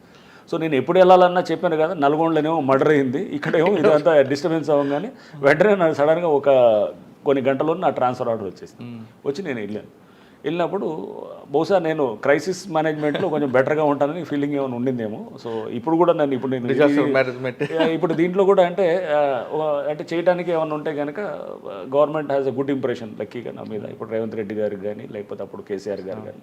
సో దే హ్యావ్ నేను ఎప్పుడు రాజకీయాలు అనే దాన్ని పెద్ద పట్టించుకునేవాడిని కాదు. ఏ పార్టీ అయినా కానీ కూడా నాకు అందుకోసం అన్ని పార్టీల వాళ్ళు నాతో మంచిగానే ఉంటారు. సో తప్పు చేస్తే మటుకు పార్టీలకు అతీతంగానే చేయాలనేటటువంటి దీంట్లో ఉంటాం. కానీ వరంగల్ మీరు వెళ్ళేసరికి మొత్తం డిస్టర్బెన్స్ అయి ఉంది కదండి, అంతా పాతుకుపోయి ఉన్నారు. వాళ్ళని ప్రక్షాళన చేయాలంటే ఏమనిపించారు మీకు? సో అదే ఇన్స్పెక్టర్స్ చాలామంది ఏంటంటే బాగా వెల్ కనెక్టెడ్ ఉండేవాళ్ళు. అందరూ వెల్ కనెక్టెడ్ ఉండి పొలిటికల్గా బాగా స్ట్రాంగ్ ఉండేవాళ్ళు. స్ట్రాంగ్ ఉండి అంతా ఇది ఉన్నప్పుడు న్యాచురల్గా వాళ్ళ ఎవరి యాక్టివిటీస్ తెలుసుకోవాలంటే కనుక పబ్లిక్ కాంటాక్ట్ బెస్ట్ కాంటాక్ట్. మనం పబ్లిక్ని ఎక్కువ ఎంటర్టైన్ చేసాం అనుకోండి, నా దగ్గరికి రోజు 100 మంది వచ్చేవాళ్ళు అనుకోండి. వస్తున్నప్పుడు మీకు పబ్లిక్ నుంచి సమాచారం వచ్చేస్తాయి.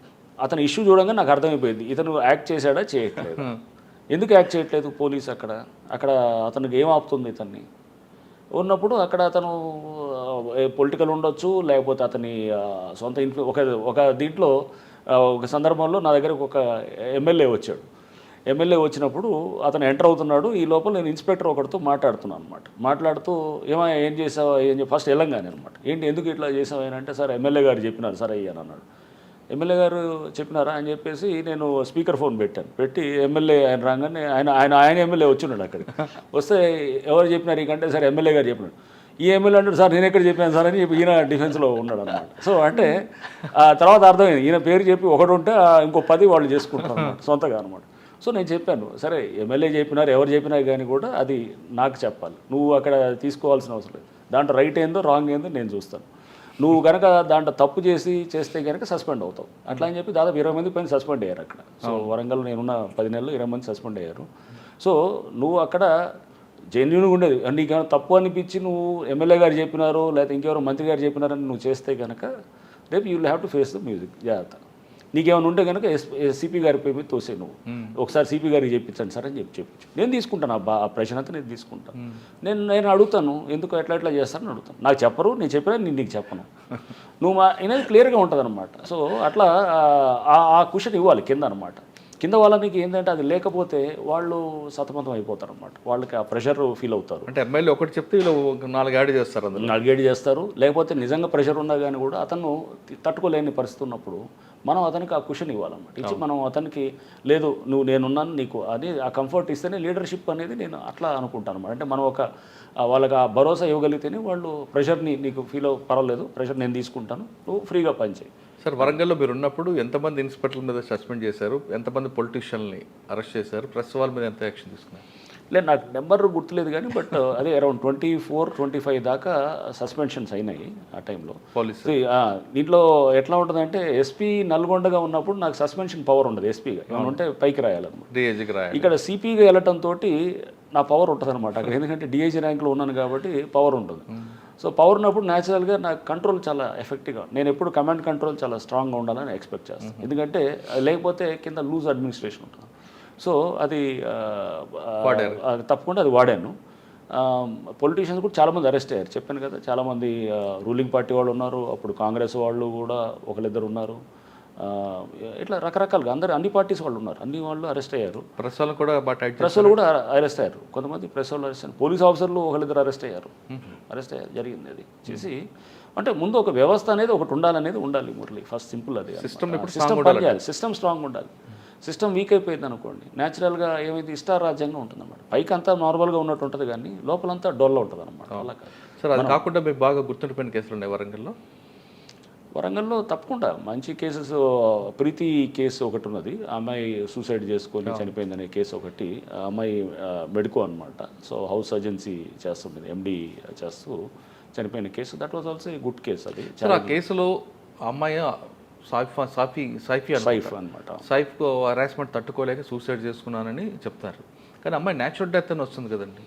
దాంట్లో ఏమైందంటే న్యాచురల్ డెత్ అని అంటే కనుక అమ్మాయి దానికి ముందు ఇది ఇది ఏది గూగుల్లో సెర్చ్ చేస్తారనమాట. అది ఒక ఇంజెక్షన్ కోసం సెర్చ్ చేసి చనిపోయే ముందు అనమాట ఇది ఉంటుంది. ఆ ముందు రోజు 2 రోజులు కూడా బాగా మూడీగా ఉంటుంది, తండ్రికి చెప్తుంటుంది చాలా బాధపడుతున్నట్టు, ఇదంతా ఉన్నాయన్నమాట.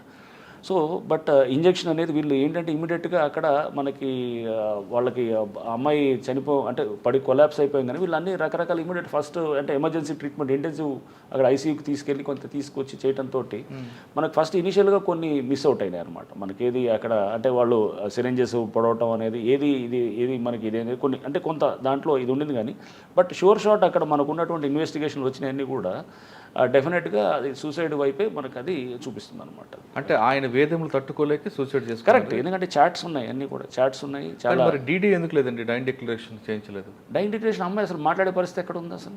అమ్మాయి కొలాప్స్ అయిపోయిందా? లేదు, బతుకుందంటే అసలు మాట్లాడే పరిస్థితి లేదు, అసలు క్రిటికల్ ఉంది, ఎక్కడ మాట్లాడే ఇది లేదు. కొలాప్స్ అయిపోయిన తర్వాత ఇక పిఎంఈలో ఆమె న్యాచురల్ డెత్ అని వస్తుంది. న్యాచురల్ డెత్ అని ఎక్కడ ఇవ్వరు వాళ్ళు, కాజ్ ఆఫ్ డెత్ ఇలానే ఇస్తారు అంతే. న్యాచురల్ డెత్ అని ఎక్కడ ఇవ్వలేదు వాళ్ళు, కాజ్ ఆఫ్ డెత్ ఇగో ఈ పర్టికులర్ ఈ టాక్సిన్ అని చెప్పి ఇచ్చారనమాట. అవునా సార్? ఆ కేసులో వరంగల్ యూనివర్సిటీ సస్పెండ్ చేసింది, కానీ కోర్టు కూడా మరొకసారి ఆర్డర్ ఇచ్చింది దానికి సస్పెండ్ రికాల్ చేయమని.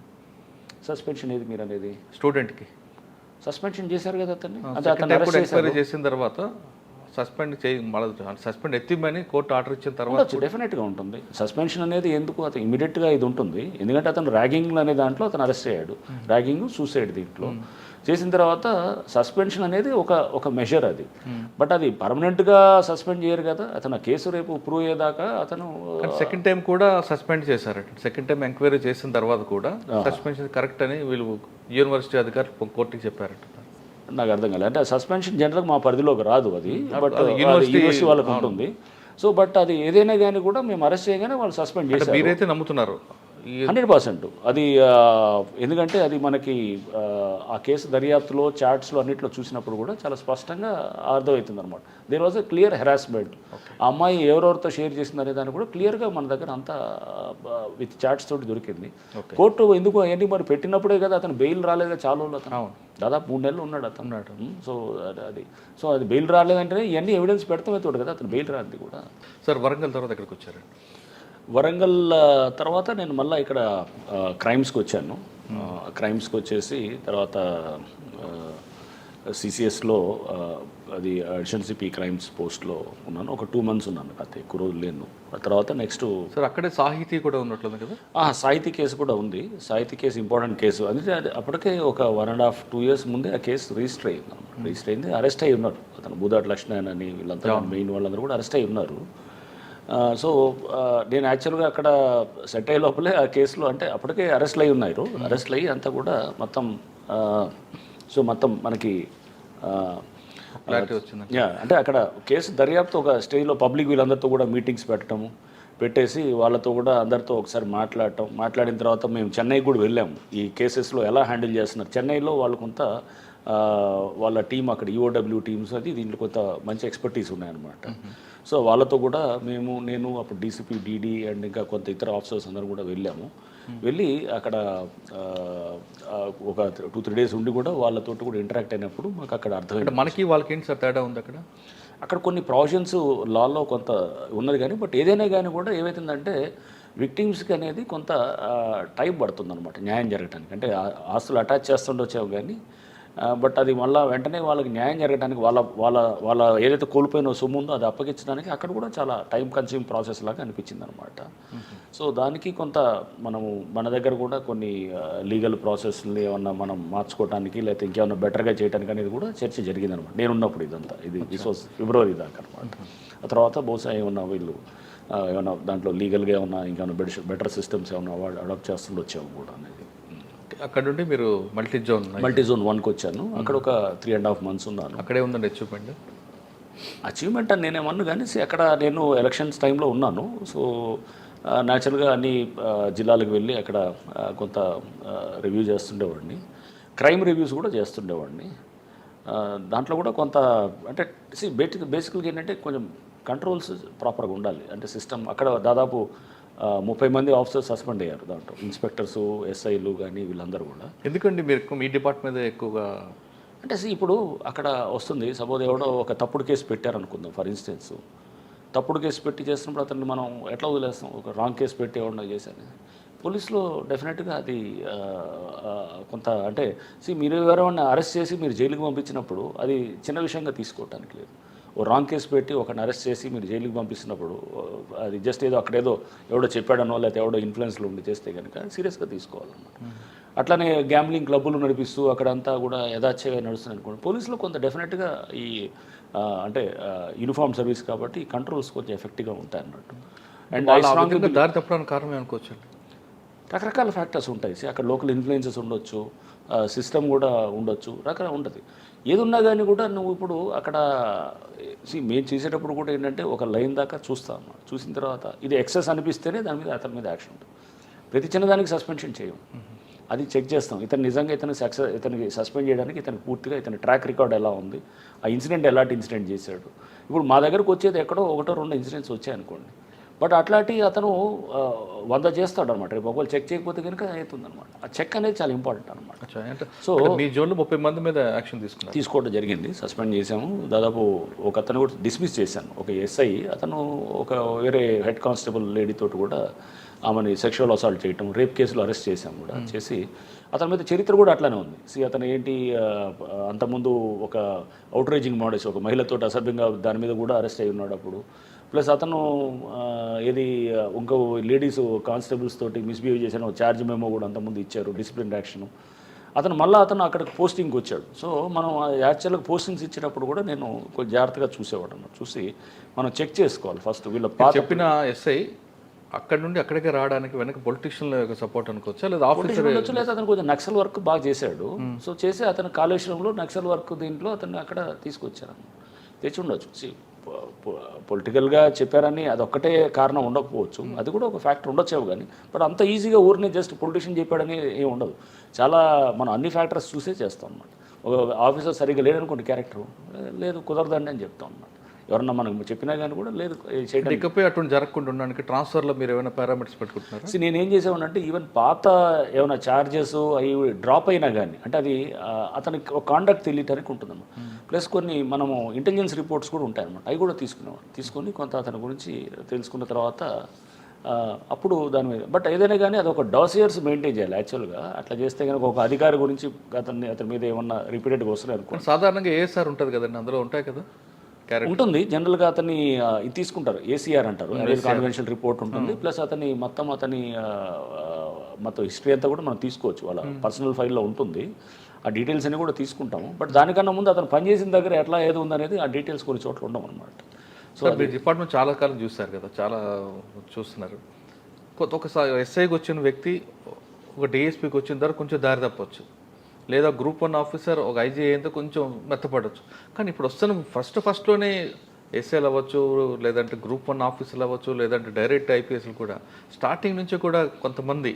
కరెక్ట్, అది చాలా సందర్భాల్లో డిస్కషన్ వచ్చింది మురళిది. ఇప్పుడు నేను చాలామంది అంటే యంగ్ ఆఫీసర్స్ని చూశాను, వీళ్ళలో ఏంటి ఫైర్ లేదేంటని అనిపిస్తుంటుంది అనమాట. అంటే వచ్చినప్పుడు ఒక యంగ్ ఐపీఎస్ ఆఫీసరో, ఒక యంగ్ ఎస్ఐయో, లేకపోతే ఒక యంగ్ డిఎస్పీయో వచ్చినా అనుకోండి, ముందు ఒక ఎట్లా ఉండాలంటే మనం అంటే గతంలో చూసిన దాంట్లో అప్పుడు అతను రాగానే ముందు అతను మనం కంట్రోల్ చేయాలనేటటువంటి పరిస్థితి ఉండేదన్నమాట.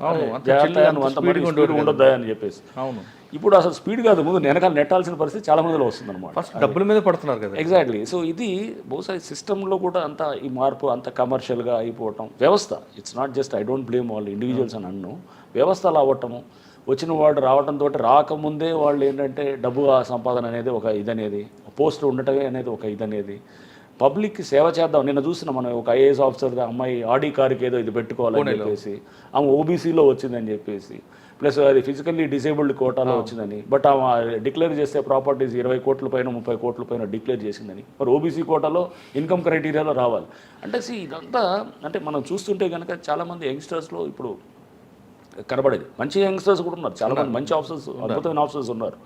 బట్ ఈ కొంతమంది వల్ల అందరికీ చెడ్డ పేరు వస్తుంది అనమాట. అది ఏమవుతుందంటే వాళ్ళ కమిట్మెంట్ లేకపోవటం, అసలు ముందు ప్రజలతోటి కలవటానికి ఇష్టపడకపోవటం, లేదా వాళ్ళ సమస్యల్లో పరిష్కారం చేయడానికి ఒక సీరియస్ ప్రయత్నం చేయకపోవటం, చిన్న ఇన్ఫ్లుయెన్స్ వచ్చినా కానీ కూడా దానికి వీళ్ళు ఇదైపోవటం, ఈల్డ్ అయిపోవటం, లేకపోతే మనీ రాగానే ఒక అజెండా పెట్టుకోవటం, ఇట్లా అటోళ్ళు కొంతమంది ఉన్నారు. అంటే దీనికి ప్రధాన కారణం ట్రైనింగ్లో లోపం అనుకోవచ్చా? ట్రైనింగ్ కాదు, వాళ్ళ యాటిట్యూడ్లో ప్రాబ్లం ఉంటుంది.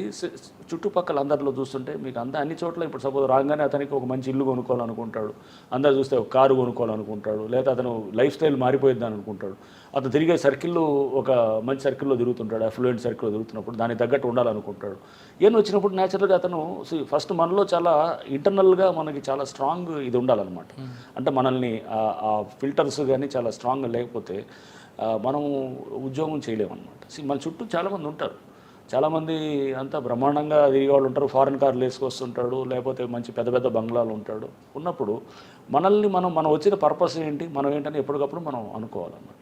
సో మనకి ఆ పెద్ద కారులో లేకపోతే ఏదో పెద్ద పెద్ద బంగ్లాలో ఇదే జీవితం, లేకపోతే నువ్వు 10 మందికి చేసి నువ్వు వచ్చిన సర్వీస్ ఓరియంటెడ్, నువ్వు 10 మందికి సేవ చేసి మంచి చేసి తద్వారా నీకేంటంటే యూ ఫీల్ హ్యాపీ. సో ఫైనల్గా ఏది హ్యాపీ అనేది చూస్తున్నావు. నీ కార్ల ద్వారా ఒక పెద్ద పెద్ద బంగ్లాల ద్వారా నువ్వు ఏది మంచి పెద్ద పెద్ద కాస్ట్లీ ఇది మొత్తం వాచ్లో లేకపోతే గిఫ్ట్లో, లేకపోతే దాని ద్వారా నువ్వు అంటే నీ డ్రెస్సింగ్లో లేకపోతే అన్నీ అంటే నీ స్టైల్ లైఫ్ స్టైల్ దీంతో నువ్వు దాని ద్వారా వచ్చే ఆనందం నీకు ముఖ్యమా, 10 మందికి మంచి చేసి వచ్చే ఆనందం ముఖ్యం అనేది మనం డిసైడ్ చేసుకోవాలి. ఇంటర్నల్గా ఎవరికి వాళ్ళు అది వాళ్ళ పెంపకాన్ని బట్టి ఉంటుంది, వాళ్ళ చుట్టూ ఉన్నటువంటి సోషల్ ఎన్వైరన్మెంట్ ఉంటుంది, వాళ్ళ ఫ్రెండ్స్ ఉంటుంది, పియర్ గ్రూప్ ఉంటుంది, ఇవన్నీ కూడా ప్లే చేస్తాయి అన్నమాట. ప్లే చేసినప్పుడు అతని పర్సనాలిటీ అనేది అట్లా ఎలా షేప్ అయితే దాన్ని బట్టి ఉంటుంది అనమాట. సార్ మల్టీ జోన్ తర్వాత ఇక్కడికి వచ్చారు, ఒకసారి వెనక్కి వెళ్దాం సార్. నల్గొండ ఇష్యూ, నల్గొండలో మిరియాలు కూడా లేక క్లబ్బులు నడిచేది. ఇటీవల ముఖ్యమంత్రి గారు కూడా కామెంట్ చేశారు. అవును, ఒక చాలామందిని అరెస్ట్ చేశాం మురళి. అంటే నేను ఈ మధ్య చూశాను, బట్ అక్కడ అంతా భయపడేవాళ్ళు. అదే నేనేది మేము అంటే this was about 4-5 years back కాబట్టి ఈ మధ్య జరుగుతున్నాయని నేను విన్నాను, పేపర్లో చూశాను. ముఖ్యమంత్రి గారు కూడా కామెంట్ చేశారు. ఒక ఐపీఎస్ ఆఫీసర్ నడిపించారు. ఒక ఇట్లాంటిది అంటే బార్డర్ ఏరియాస్లో చాలా నడుస్తుండేది. నేను అట్లాంటి వాటిలో కూడా సస్పెండ్ చేశాం, చాలామంది సస్పెండ్ చేశాము, ప్లస్ యాక్ట్ చేసాము, వాళ్ళ మీద యాక్ట్ చేసాము, అరెస్ట్ చేసాము, అరెస్ట్ చేసి తీసుకొచ్చి వాళ్ళని జైలుకి పంపించాము. ఇదంతా కూడా జరిగినాయి అనమాట. సో మనము ఎప్పటికప్పుడు అంటే చాలా సపోర్టింగ్ కింద స్థాయి సిబ్బంది చేశారంటే అర్థం ఉందండి. ఒక ఐపీఎస్ ఆఫీసర్ చేయడం అనేది నాకు డీటెయిల్స్ తెలీదు మురళి, దాంట్లో ఆ కేసులో తెలియకుండా నేను చెప్పడం కరెక్ట్ కాదు. బట్ జనరల్గా ఏదైనా కానీ కూడా కింద ఇప్పుడు నేను చెప్తున్నాను, గ్యాంబ్లింగ్ నేను సత్తుపల్లి ఒక సిఐని సస్పెండ్ చేసినప్పుడు గ్యాంబ్లింగ్ దానికి పర్మిషన్ ఇచ్చారనే దాన్ని. సో చేసినప్పుడు అంటే ఎవరైనా కానీ అక్కడ అధికారి కనుక అతని పాత్ర ఉన్నట్టు మనకు అక్కడ మన నాలెడ్జ్లో వస్తుందనుకోండి, ఎవరైనా కానీ కూడా బాధ్యులు అవ్వాల్సిందే. సో సపోజ్ అక్కడ ఇన్స్పెక్టర్ అవ్వచ్చు, డిఎస్పీ అవ్వచ్చు, ఎస్ఐ అవ్వచ్చు, లేకపోతే ఎవరైనా ఎస్పీ కావచ్చు, సిపి కావచ్చు, ఎవరైనా యూనిట్ ఆఫీసర్ ఫెయిల్ అయింది, యూనిట్ ఆఫీసర్ కూడా అవ్వచ్చు, ఎవరైనా అవ్వచ్చు. అక్కడ నేనేది అక్కడ మనకి ఇన్ఫర్మేషన్ తెలిసిన తర్వాత కూడా మనం సైలెంట్గా ఉన్నామంటే కనుక తెలియకుండా జరగవచ్చు. నేనేది మన ఏరియా అంతా బ్రహ్మాండంగా ఉంటుంది నేనేం అన్ను, చాలా తెలియకుండా జరగవచ్చు. బట్ మన నాలెడ్జ్లో ఉండి జరిగితే మటుకు దీని అంతకన్నా క్రైమ్ ఇంకోటి ఉండదు. అది మన నాలెడ్జ్లో ఉండి మనకు తెలిసి మనం సైలెంట్గా ఉన్నామంటే కనుక అది తప్పు అన్నమాట. ఓకే సార్, ఒకసారి నల్గొండ నుంచి వరంగల్కి వద్దాం. బండి సంజయ్ గారి అరెస్ట్, ఆ ఎపిసోడ్ చెప్పండి. అసలు ఎందుకంటే అంత కాంట్రవర్షియల్ అయింది? ఆ ఫోన్ దొరికిందా, దొరకలేదా, దొరకదా? నేనే బండి సంజయ్ గారి కేసు మీకు అందరికీ తెలిసిన ఇదే. అది 10th class అది పేపర్ లీకేజ్, అంటే పేపర్ లీక్ కాదు, మాల్ ప్రాక్టీస్. సో అది 10th class హిందీ పేపర్ అయింది. పేపర్ అయినప్పుడు యాక్చువల్గా అతను బయటికి వచ్చింది కూడా ఏంటంటే వాళ్ళ పిఏ ఉన్నారు, పిఆర్ఓ ఎవరో అతను సో ప్రశాంత్ అని చెప్పి ఉండేవాడు. అతని ఫోన్ నుంచి అందరికీ షేర్ చేస్తాడనమాట. మొత్తం షేర్ చేసి అందరు మీడియా వాళ్ళందరికీ కూడా ఎగ్జామ్ జరుగుతుంటుంది. యాక్చువల్గా బేసికల్గా ఎగ్జామ్ నుంచి బయటకు వచ్చిన పేపర్ని నువ్వు ఏమైనా ఉంటే కానీ నీ చేతికి వస్తే నువ్వు వెంటనే పోలీస్కి చెప్పాలి. ఎగ్జామ్ జరుగుతున్న క్రమంలో నువ్వు అందరికీ షేర్ చేస్తావు, అన్ని మీడియా గ్రూప్స్ మొత్తం అన్ని ఛానల్స్లోకి షేర్ చేస్తావు. ఆ ఎగ్జామ్ 9 నుంచో 9:30 నుంచో స్టార్ట్ అయితే 12:30 దాకా ఉంటుంది. షేర్ చేసింది కూడా అరౌండ్ ఆ టైం 10-10:30కి అట్లా ఉంటుంది. సో యూఆర్ లైక్ ఒక రకంగా నువ్వేంటంటే జిరాక్స్ తీసిన ఓ పేపర్ నీ చేతిలోకి వస్తే నువ్వు ఇంకా 100,000 జిరాక్స్ తీసి అందరికి పంచినట్టు అనమాట. పంచి నువ్వు ఎగ్జామ్ జరుగుతున్న క్రమంలో it's as good as that చేసినప్పుడు. దానికి ముందు కూడా ఏంటంటే అప్పుడు ఆ టైంలో ప్రెస్ మీట్లో కూడా చెప్పాను, బండి సంజయ్ గారు దాంతో ఇతను చాట్స్ ఉన్నాయి, చాట్స్ ఉండి ఇతను ఏంటంటే ఒక వీళ్ళు ఏవో ఇట లీకేజ్ దీని మీద అనేది మాట్లాడుతున్నప్పుడు ఆయన బండి సంజయ్ గారు దాన్ని ఇతను చెప్పిన దాన్ని బట్టే అంటే వీళ్ళ మధ్యలో కమ్యూనికేషన్ నడుస్తుంది. ఫోన్ వచ్చుంటే మనకు చాలా ఇష్యూస్ మనకు తెలిసేదన్నమాట. ఫోన్ రాలేదు. నెక్స్ట్ ఏంటంటే అతని దగ్గర పనిచేస్తున్నాడు, ఇతని గైడెన్స్ తోటే చేస్తున్నాడు అనే దాంతో ఆ దగ్గర తీసుకోవటం వచ్చిందన్నమాట. అంటే డైరెక్ట్గా ఉండకపోవచ్చు కానీ బట్ డెఫినెట్గా ఏంటంటే ఇతని క్లోజ్, ఇతని మనిషే కదా, ఇతను చేసి అంత మాత్రం ఇతనే లీక్ చేస్తున్నాడు, అంత బయటికి చేస్తున్నాడు. అండ్ ఆయనకి కూడా పంపిస్తున్నాడు, షేర్ చేశాడు. మేము ఇదంతా కూడా ఆ టైంలో చెప్పాం. ఈటెల రాజేందర్ గారు కూడా పంపించారు. బట్ ఆయన కూడా పిలిచి తీసుకున్నప్పుడు ఆయన ఏమీ లేదని చెప్పి కూడా సో బీజేపీ వాళ్ళకి చాలామంది పంపించారు, బట్ అందరినీ కూడా తీసుకోలేదు కదా. సో ఇక్కడ ఇతను సొంత పిఆర్ఓ ఉన్నాడు, పిఏ ఇతను ఉన్నాడు అనే దాని మీద ఉన్నాం. బట్ ఏదైనా కానీ ఇదేంటంటే ఇప్పుడు కోర్టు పరిధిలో ఉంది కాబట్టి నేను ఎక్కువ మాట్లాడకూడదు దీని మీద. కానీ ఫోన్ పోయిందంటారా కరీంనగర్ దగ్గర? సో పోయిందని ఆయన అన్నారు, మిస్ అయ్యింది అనేది అన్నారు. బట్ తర్వాత అక్కడ స్విచ్ ఆఫ్ అయిందని నేను చెప్పాను. తర్వాత ఓకే ఏదైనా మనం ఇంకా దాంట్లో ఇప్పుడు ఛార్జ్షీట్ అయ్యింది, కోర్టు ఛార్జ్షీట్ నెంబర్ కూడా ఇచ్చింది, యాక్సెప్ట్ చేసింది. సో కోర్టు ఇక ఇప్పుడు ట్రయల్ జరిగే స్టేజ్లో ఉంది కానీ నేను మాట్లాడటం సార్ ఇన్వెస్టిగేషన్ గురించి మాట్లాడదండి. కానీ గవర్నమెంట్ చెప్పింది కాబట్టి బండి సంజయ్ గారికి అరెస్ట్ అనేది ఇప్పుడు వార్త వచ్చింది, వాస్తవం అంటారా? అంటే ఆయన ప్రతిపక్షంగా ఉండి గవర్నమెంట్ బ్లేమ్ చేస్తున్నారు కాబట్టి ఆయన అరెస్ట్ చేయాలి, నోరు కట్టడి చేయాలి. మీరు ఇంకొకటి చూడండి, ఆ టైంలో అప్పటిదాకా పేపర్ లీకేజ్ చాలా సెన్సిటివ్ అంశం, చాలా మంది చాలా జాగ్రత్తగా హ్యాండిల్ చేయాలి. మేము కూడా చిన్నప్పుడు ఉన్నప్పుడు ఇంటర్మీడియట్లో ఉన్నప్పుడు కెమిస్ట్రీ పేపర్ ఒకటి లీక్ అయిందని చెప్పి వచ్చిందనమాట. అందులో చిన్న వయసు ఏముంటుంది అప్పుడు ఆ టైంలో 16-17 ఏళ్ళ వయసులో ఆ పేపర్ చదువుకొని అంతా వచ్చింది, ఇదే పేపర్ అని చెప్పి అంటే అందరం ఆ పేపర్లో అందరికీ ఇచ్చారనమాట. అది తీసుకొని చదువుకున్నాం, అదే పేపర్ చదువుకున్నాం యాక్చువల్గా. చదువుకొని వెళ్తే ఏమైంది, ఎగ్జామ్లో మేము కెమిస్ట్రీ రాసాం, నేను మ్యాథ్స్ ఫిజిక్స్ బాగా చేశాను. కెమిస్ట్రీకి వచ్చేటప్పటికి ఫస్ట్ క్వశ్చన్ అది ఉంది కానీ తక్కింది ఏది లేదనమాట. చేసేటప్పటికి నేను ఐ వాజ్ షాక్డ్. అసలు నాకు ఎంసెట్లో ర్యాంక్ వచ్చింది, కూడా మంచి ర్యాంక్ వచ్చింది. ఎంసెట్లో నాకు సీటు కూడా వచ్చింది. వచ్చినప్పుడు ఇంజనీరింగ్లో మంచి సీటు వచ్చింది, మంచి కాలేజ్లో వచ్చింది. వచ్చిన తర్వాత ఇది కెమిస్ట్రీలో అప్పుడు జస్ట్ బార్డర్గా నేను పాస్ అయ్యి వెళ్ళిపోయాను అనమాట. ఓకే నేను ఫెయిల్ అయితే అప్పుడు ఈ సిస్టమ్ కూడా లేదు. ఏది అప్పుడు సరే అప్పుడే ఇది పెట్టినట్టుంది, ఏది మన ఏప్రిల్లో మేలో మళ్ళీ వచ్చిన సిస్టమ్ అదేంటో పెట్టి ఇమీడియట్గా క్రాష్, అది సప్లిమెంటరీ దాకా వెయిట్ చేయకుండా.